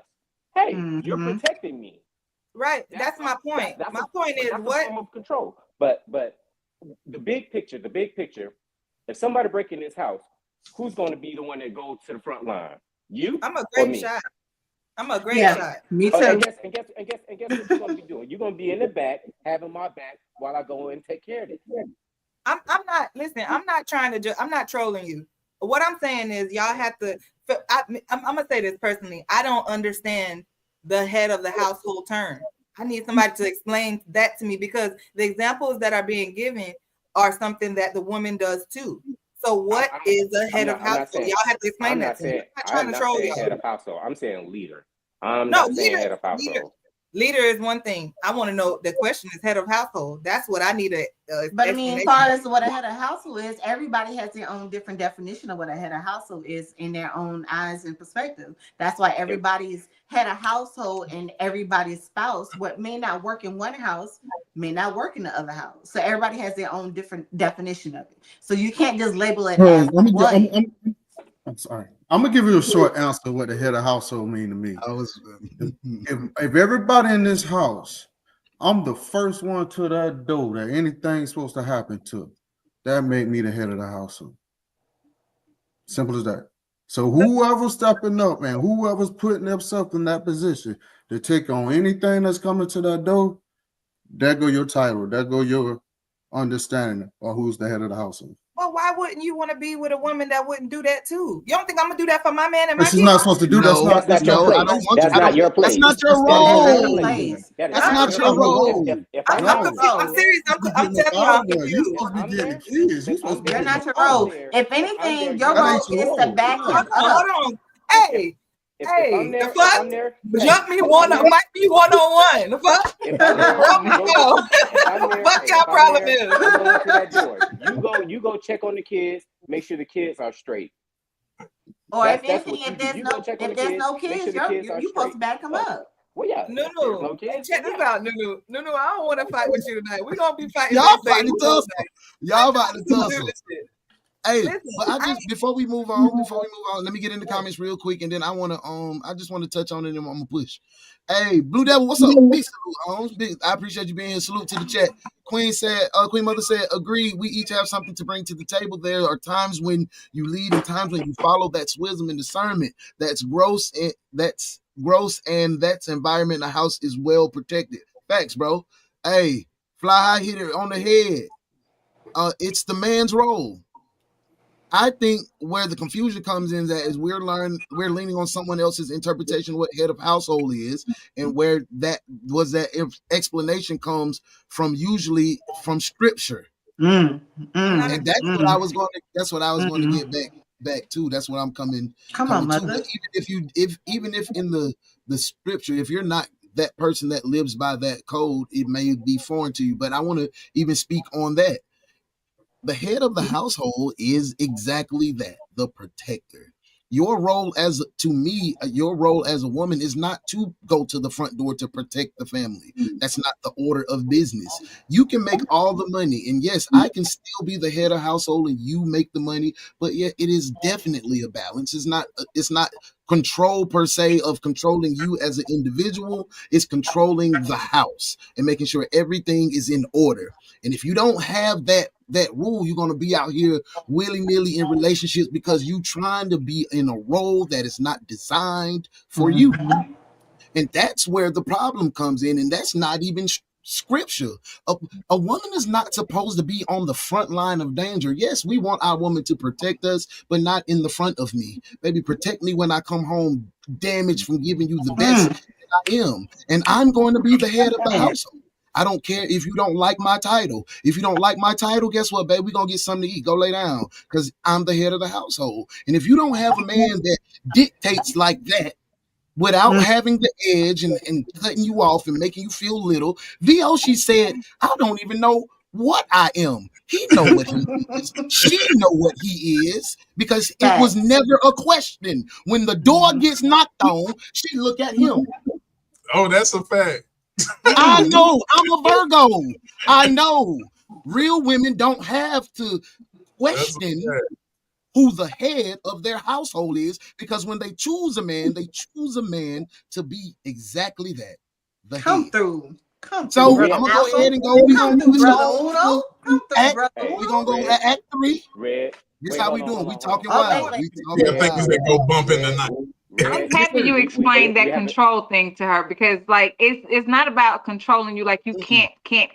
It's about the functionality of the space. Like, you know, for example, I have a daughter. So me and my daughter, we would be but we would need that male energy to come in and kind of settle that space, right? I need y'all to communicate. Let's just say the kids acting amok one day and they won't listen to me. All daddy got to do is walk in the room. All my man should have to do is walk into the room and everybody tighten up real quick. That's what they. And I want to say something to this. Ask you right. Any nigga that try to control you and step on you as a person, he is not a head of the household. He's a little boy. An insecure little man. I don't want y'all to misconstrue what I'm saying as far as what I feel like. What everything Uno said, I agree with 100%. I want my man. I'm a creature of protection. I like to hide behind my man and point and be like, it was him.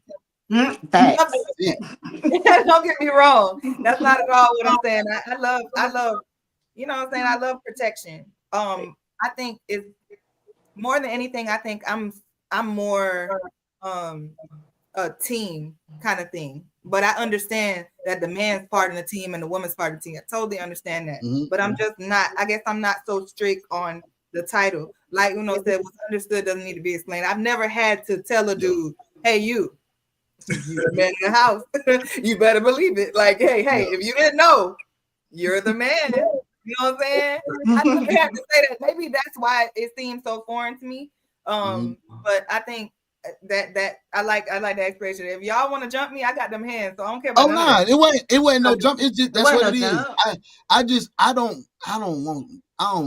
Don't let nobody control you. When he said control, that word be so crazy to ladies. They be like, who controlling me? And that ain't what it is. Yeah, it's aggressive.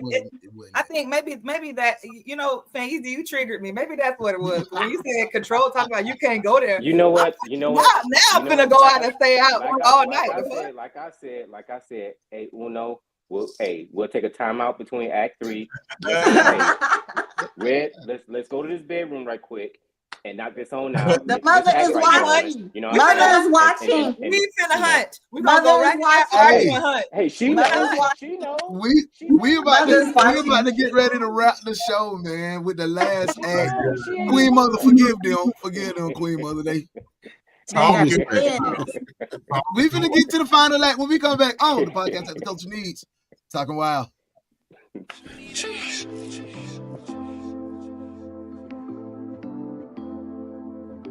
These little niggas ain't getting no money like Ricky, you just in the way. I can show you how to ball, you got sit back and just play. You fucking that lane for free, what the fuck I look like taking you on a date. My little baby like Kyler Martin, like damn, you got some hot taste. That ARP hit high notes if I let that bitch shine today. CJ want the ball forever, I told that bitch I could die today. Hope these niggas paid attention, cause I done damn near paid the way. That way that I been staying is like I won the Stanley Cup, babe. Diamonds on forever, but I hope the love don't fade away. They look it for the moment, I just wanna see her every day. I don't know what it is, it just like she take the pain away. Just like what one can't do, the other can. I don't know what to say. Stepping on these niggas like it mud on my boot.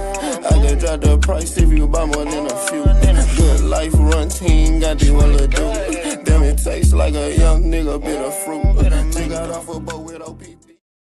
We are back, man. I hope y'all having a good time, man. I hope y'all had a great show. This is the final act. I know you like, damn, them 2 hours flew by fast. Yes, they did. If you want to watch the replay, we're going to have Grown Folks Talk replay and Talking Wild replay Saturday, Friday, and Saturday. So if you are watching on the replay, make sure you comment. We will reply to every comment on the replay. Just wanted to go ahead and, with the final question of the night, the first thing your son learns about manhood is observing how you treat their mother. True or false?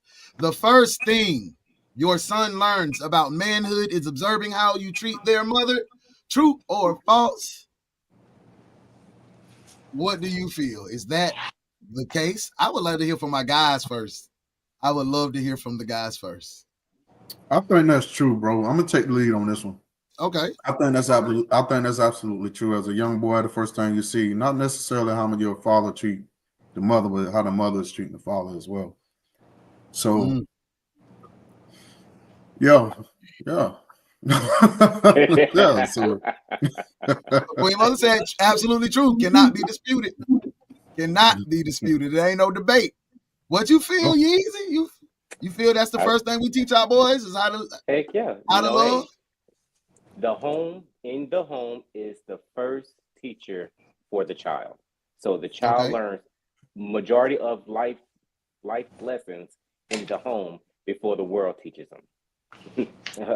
So yes, how he sees me treat his mother is what he gets his interpretation on how he should treat a woman, and how his mother treats me is his interpretation on what to expect from a female. But if there's a toxic relationship going on, that's where you have to have conversations. I know sometimes people think that kids are too young, but kids are smart.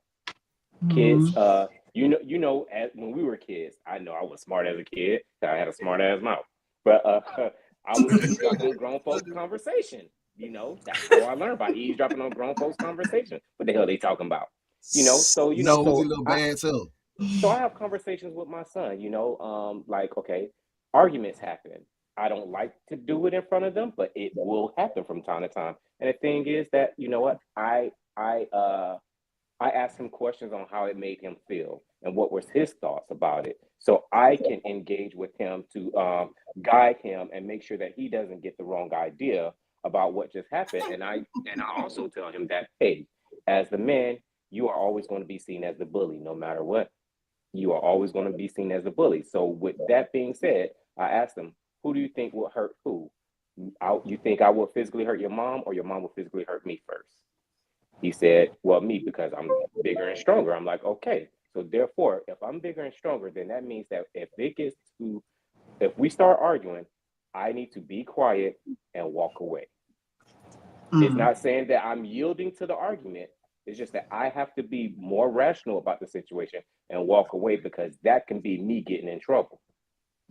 You know, so that is the lessons that I teach my son in the situations that I've been going through with him, because he so happened to witness some of it. So I have to have that conversation with him so he knows how to move in his life and what to expect and what not to take from his when he gets older or whatever. So, you know. Yeah, I respect it. I definitely respect it. For me, I do feel like we teach our boys how to love and how to respect women by the way we handle their mother, even when we're not with them. I'll elaborate a little bit more, but I want to hear my boy Vyoshi. V, what you feel, man? On the first thing your son learned from manhood is observing how you treat their mother. That's a stone cold fact, bro. Cause I'm talking about Steve Austin fact. That's a Steve Austin. Yeah, I was raised by my non-biological father or whatever. So, and then, you know what I'm saying, later they had a baby, so my little brother Vince or whatever.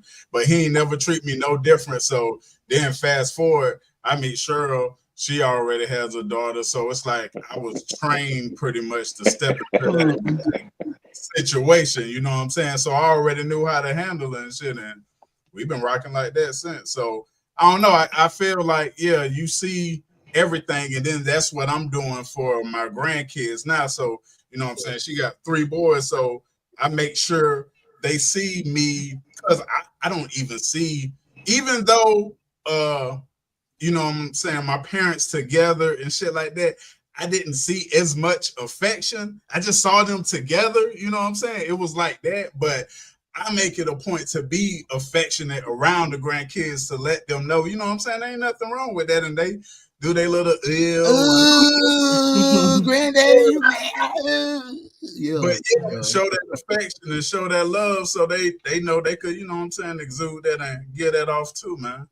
That to me, that's important, especially for black boys to see, man. Because we got all these buy-ins, but am I walking down with the tree, with the stick? Nah, bro, it's cool, bro.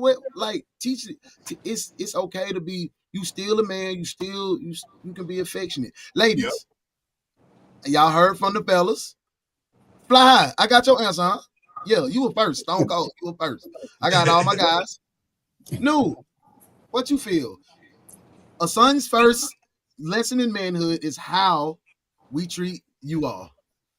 I agree. I 100% agree. Even though me and my But what if y'all being difficult? So we just supposed to be just ooh shit. We just supposed to be. You just like want to throw random questions in there. I love her. Shit. So what was it? If y'all being difficult?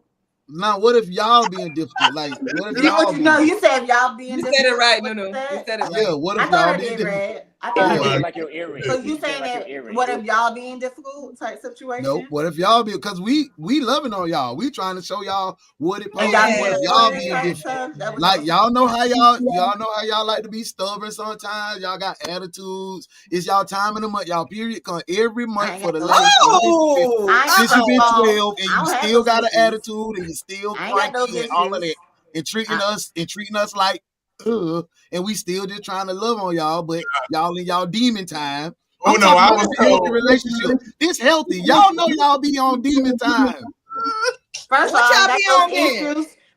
I ain't got those issues. You might want to ask somebody who got them problems. I ain't got them problems. My fault. Try again. Bloop. What you not gonna do is come for me and I ain't sent for you. No, but see, that attitude right there, that's why I can't. Now I gotta show my son how I go across your goddamn head. Let that man gaslight you like that. Why you let him gaslight you like that, Nunu? You fell for the oldest in the fucking book. That's what I'm saying. Nah, dead shit, but nah, you know how I get. Especially for a more soft-spoken man that's not really.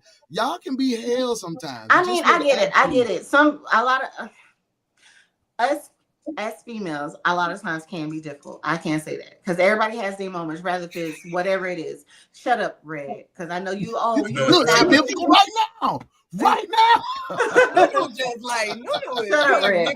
Oh God, she got God damn, we ain't got no allies. Hey, modesty, it's just me and you, baby. It's just me and you. Hey, she might not even say the right.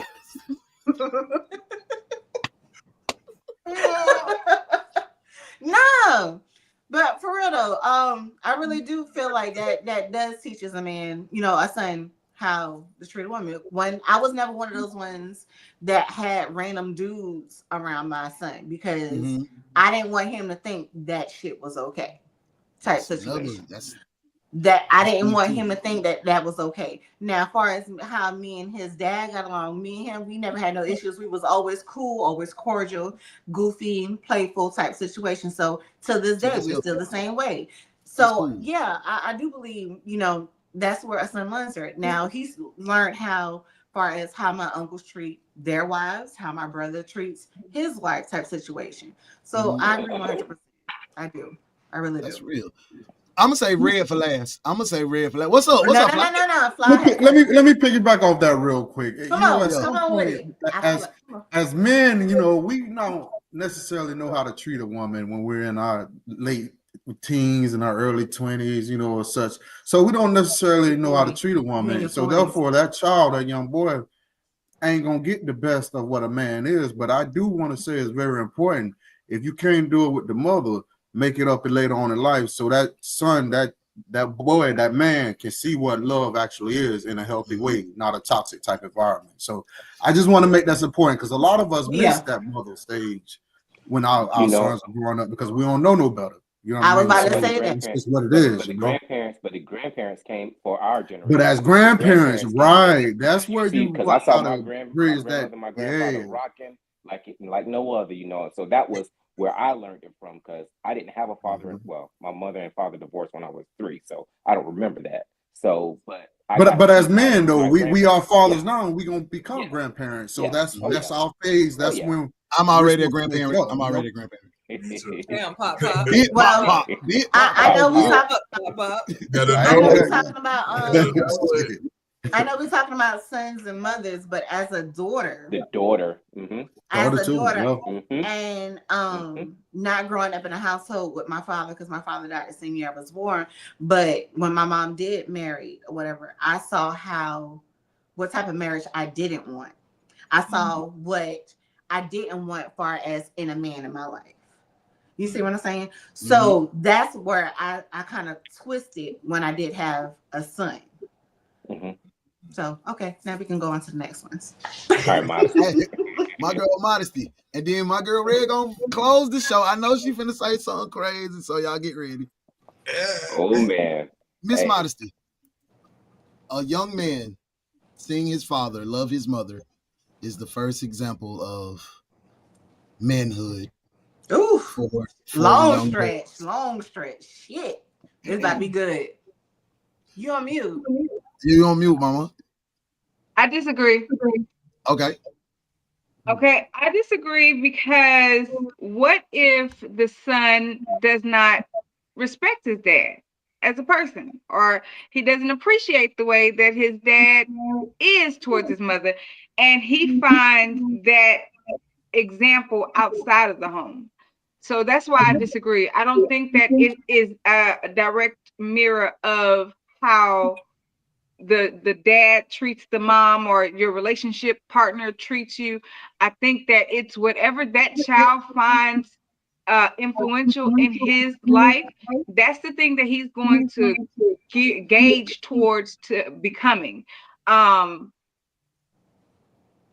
oldest son is a great example. My oldest son is a great example because my brother is a really good dad, really good husband, really fair. His dad was a good dad.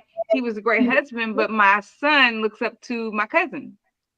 And he likes the way that he lives his life. And so he wants to be like his cousin. And he wants to date women like his cousin. You know what I'm saying? So I think it's just whatever that kid kind of holds on to is what influences him the most. Even if he's seeing somebody being loved on all the time, like, you know, like at a certain point, kids become completely disconnected from their house anyways. Like they don't really want to be here for real. They're trying to go out and see whomever it is they're seeing. They spend more time outside of the home than they do in the home. And by the time they're old enough to understand what affection really looks like or what it really is, then they're not there enough to just be in it. But you and don't that's think just that my opinion. You don't think that even if me and you in a relationship and our kids see me being affectionate to you, even though he's looking up to cousin Rico, how he lives his life, when he gets into that relationship, he's still going to handle that woman soft and kind because he saw me handling you soft and kind. Yeah. And Yeah, because in some instances, yes, that will be the case. But I don't think that's always the case. I do think that because what about a single parent household? For a single parent household, my brother, my mom never had a mate. She never had a partner that we ever seen around that ever played dad, played house, or any of those things. But my brother is a great husband, and he didn't have a ready example in front of him. He's a great dad. He didn't have an active dad on a regular basis. He had one of those in and out dads. You know what I'm saying? So I just think that wherever he found grandparents. I'm gonna cut y'all. Sometimes that in and out dad is good because he didn't have shows that you what not dad, to do. but in a sense, he became that protector. That when you don't have that dad in the house, naturally, us men, we become that protector. We become that provider as we grow up in age. So that absent dad is the reason. I don't know, but probably the reason why he's the great father that you're speaking of. You know what I mean? The great man and that's what I'm saying. I agree. By not having a no good man around. Or grandparents. Yeah, and that's why I said I disagree, because I've seen just firsthand, like, you know, my family, even in general, my family, we have 2 males in my whole family. The rest of it is women and their husbands or ex-husbands or whatever. But like the male sons, well, it's a couple of them. It's about 6 of them, but 6 as opposed to 25 women. Right, we are woman heavy in my family, and so the boys don't really have men to look up to, and that's just not the dynamics of how it is out here for my family. So the guys who are older that have relationships, that have marriages, like they're great husbands, and it's probably because they didn't see or they didn't have, and so in their mind they wanted to become something other than what they seen, other than what they experienced, and they wanted to put that on display rather than brokenness and emptiness. You know what I'm saying? They decided to not lead with their trauma, but to use their trauma as kind of a launching ground or a space of momentum to be everything that they thought that they wanted or saw that they wanted. So that's why I disagree. Hey, and we respect it. That's why this is called Talking Wild. Red, I don't. Go ahead and give us your piece, and we're gonna go home for the week. And we're gonna try this again Thursday. Hold on. Before she starts. Hold on, wait. Let me ask. Do she have permission to close the show, or should I let you close the show since you're the head of the household? The head. Don't start no shit, man. The controller. Hey, you the more control. Hey, it's you the more control. But I wanted to put in there. Hey, Red, before you start, the more out of line you get, it's going down. Oh yeah. Go ahead. You heard my boy. So go Act all right. out. So Act right. Accordingly. Go all out. Act right. Man has spoken. Go all the man out. has spoken. She is completely unbothered. All out. I got 2 things to say to that. Hold on, I got 2 things to say to that. Number one, I like it rough. So you ain't threatening me with no good time. I knew you was gonna say that shit. Why are you gonna say that? Head up. What you waiting on? You talking me to death. I knew you was gonna say that. Hey, you talking me to death. Let's get it. Number one. Number two, hey, Playboy, tuck that chain. You gonna Dump make me that chain, boy. You gonna make me up? All right. You gonna make me up that? All right. Suck that chain, Playboy. I swear, y'all ain't got the You first doing a bit lot. of sense. You over there advertising. You are talking shit, but you advertising. You doing a lot. Hey, No sense. Hey, this is a sign to tell them to stay away. That's what this is. You at your own risk. That's a good Y'all niggas lie about the dump. At your own risk. Don't piss me off. Don't piss me off. Let me get back to this question. He don't piss me off. Oh my god. Listen, this is how I feel. Modesty took thought straight out of my brain. I think if it's a healthy household to where the mom and the dad, or the mom and the male figure, it don't always have to be a man, the dad, the biological dad. If there's a male figure in the child's life, and that's the first male figure they see, then yeah, they're gonna mimic behaviors, or they're gonna learn what wrong and right is. I know a man that is my age. We went to school together, and what everybody in the neighborhood knew was that daddy beat the hell out of mama. I'm talking about the police was always at their house. He used to beat that lady. That she left him way later. When we was in high school, she left him. So we went to the same elementary all the way up to high school. And they was known for the house where that man be beating on that lady. That's what she was known as in the neighborhood. So now he is, we grown now. And he is an incredible husband / dad. He's amazing. And if he would have learned and mimicked the behaviors of his dad, he would have been an abuser and a woman beater too. He learned. I believe he learned. Right. I believe he learned from that situation what not to be to a woman, rather than. I think sometimes we take learn and we take it as mimic or copy. No, you still learn. Yeah, that's the you first learn what not to be. Yeah, right. That male figure is where you learn what's wrong and what's right, whether it be a negative or a positive situation. Now, I will say this generation that's coming up, Gen A, where we at? Gen A or Gen B? I don't know. I don't know where we at. This generation is screwed. These 1-year-olds, they're fucked. Because technology will take away that human interaction. It's already affecting Gen Z and lower, but they will lose that touch with real human interaction. These kids are in tablets first before they can even pay attention to what mama and daddy is doing. And that's we can only talk about our generation in the past. Literally, we can't even go ahead because right now these tablet kids, them coronavirus babies, man, they different. They real different. They real different. The pandemic babies are different.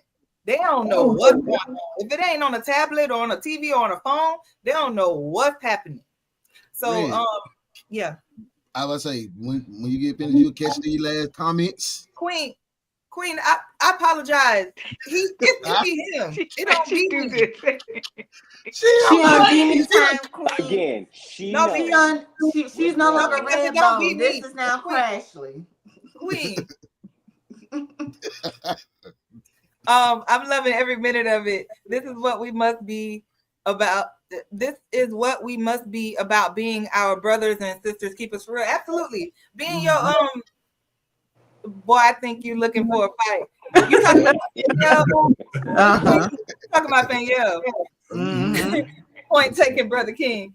Agreed. The world has a great impact on what a boy sees as love and respect between a man and a woman. Absolutely. You have to learn from our youth, male and female, need to learn from the negative things they see in the household, just as well as the positive things, and form change. Either keep the good thing going or change and break this cycle. Break a generational curse.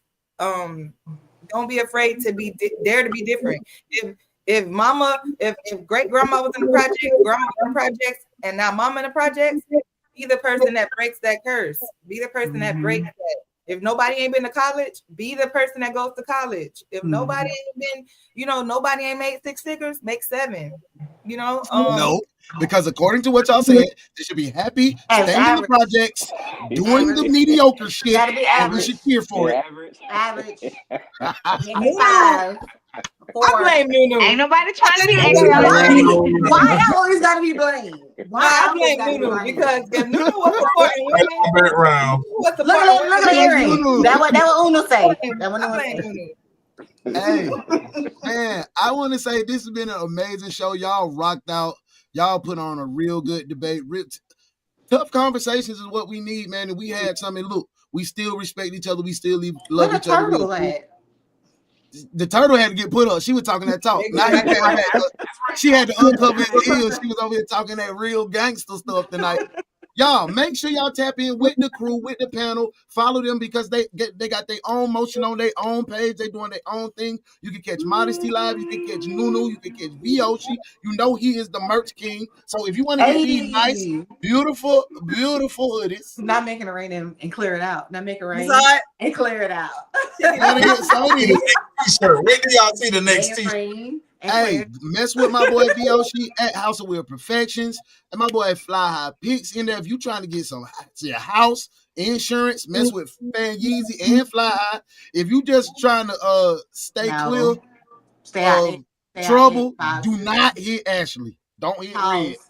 Go somewhere. Go to Miss Modesty. She'll pray for you. And stay away from Nunu because they both troublemakers. I'm gonna get on out of here. We love y'all. We gone. Until tomorrow morning, y'all can see the Freshest Fly Fat Boy you know on the #1 morning show, The Morning Wood. They kicked us off the internet this morning. If y'all don't hear nothing I tell y'all, man, I love y'all. See y'all next Thursday, but I'll see y'all in the morning. Peace.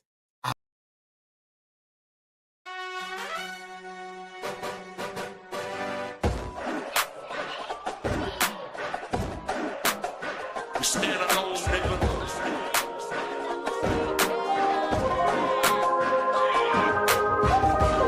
You broke my heart, trying to love you. You fucked my soul, trying to trust you. And I just sit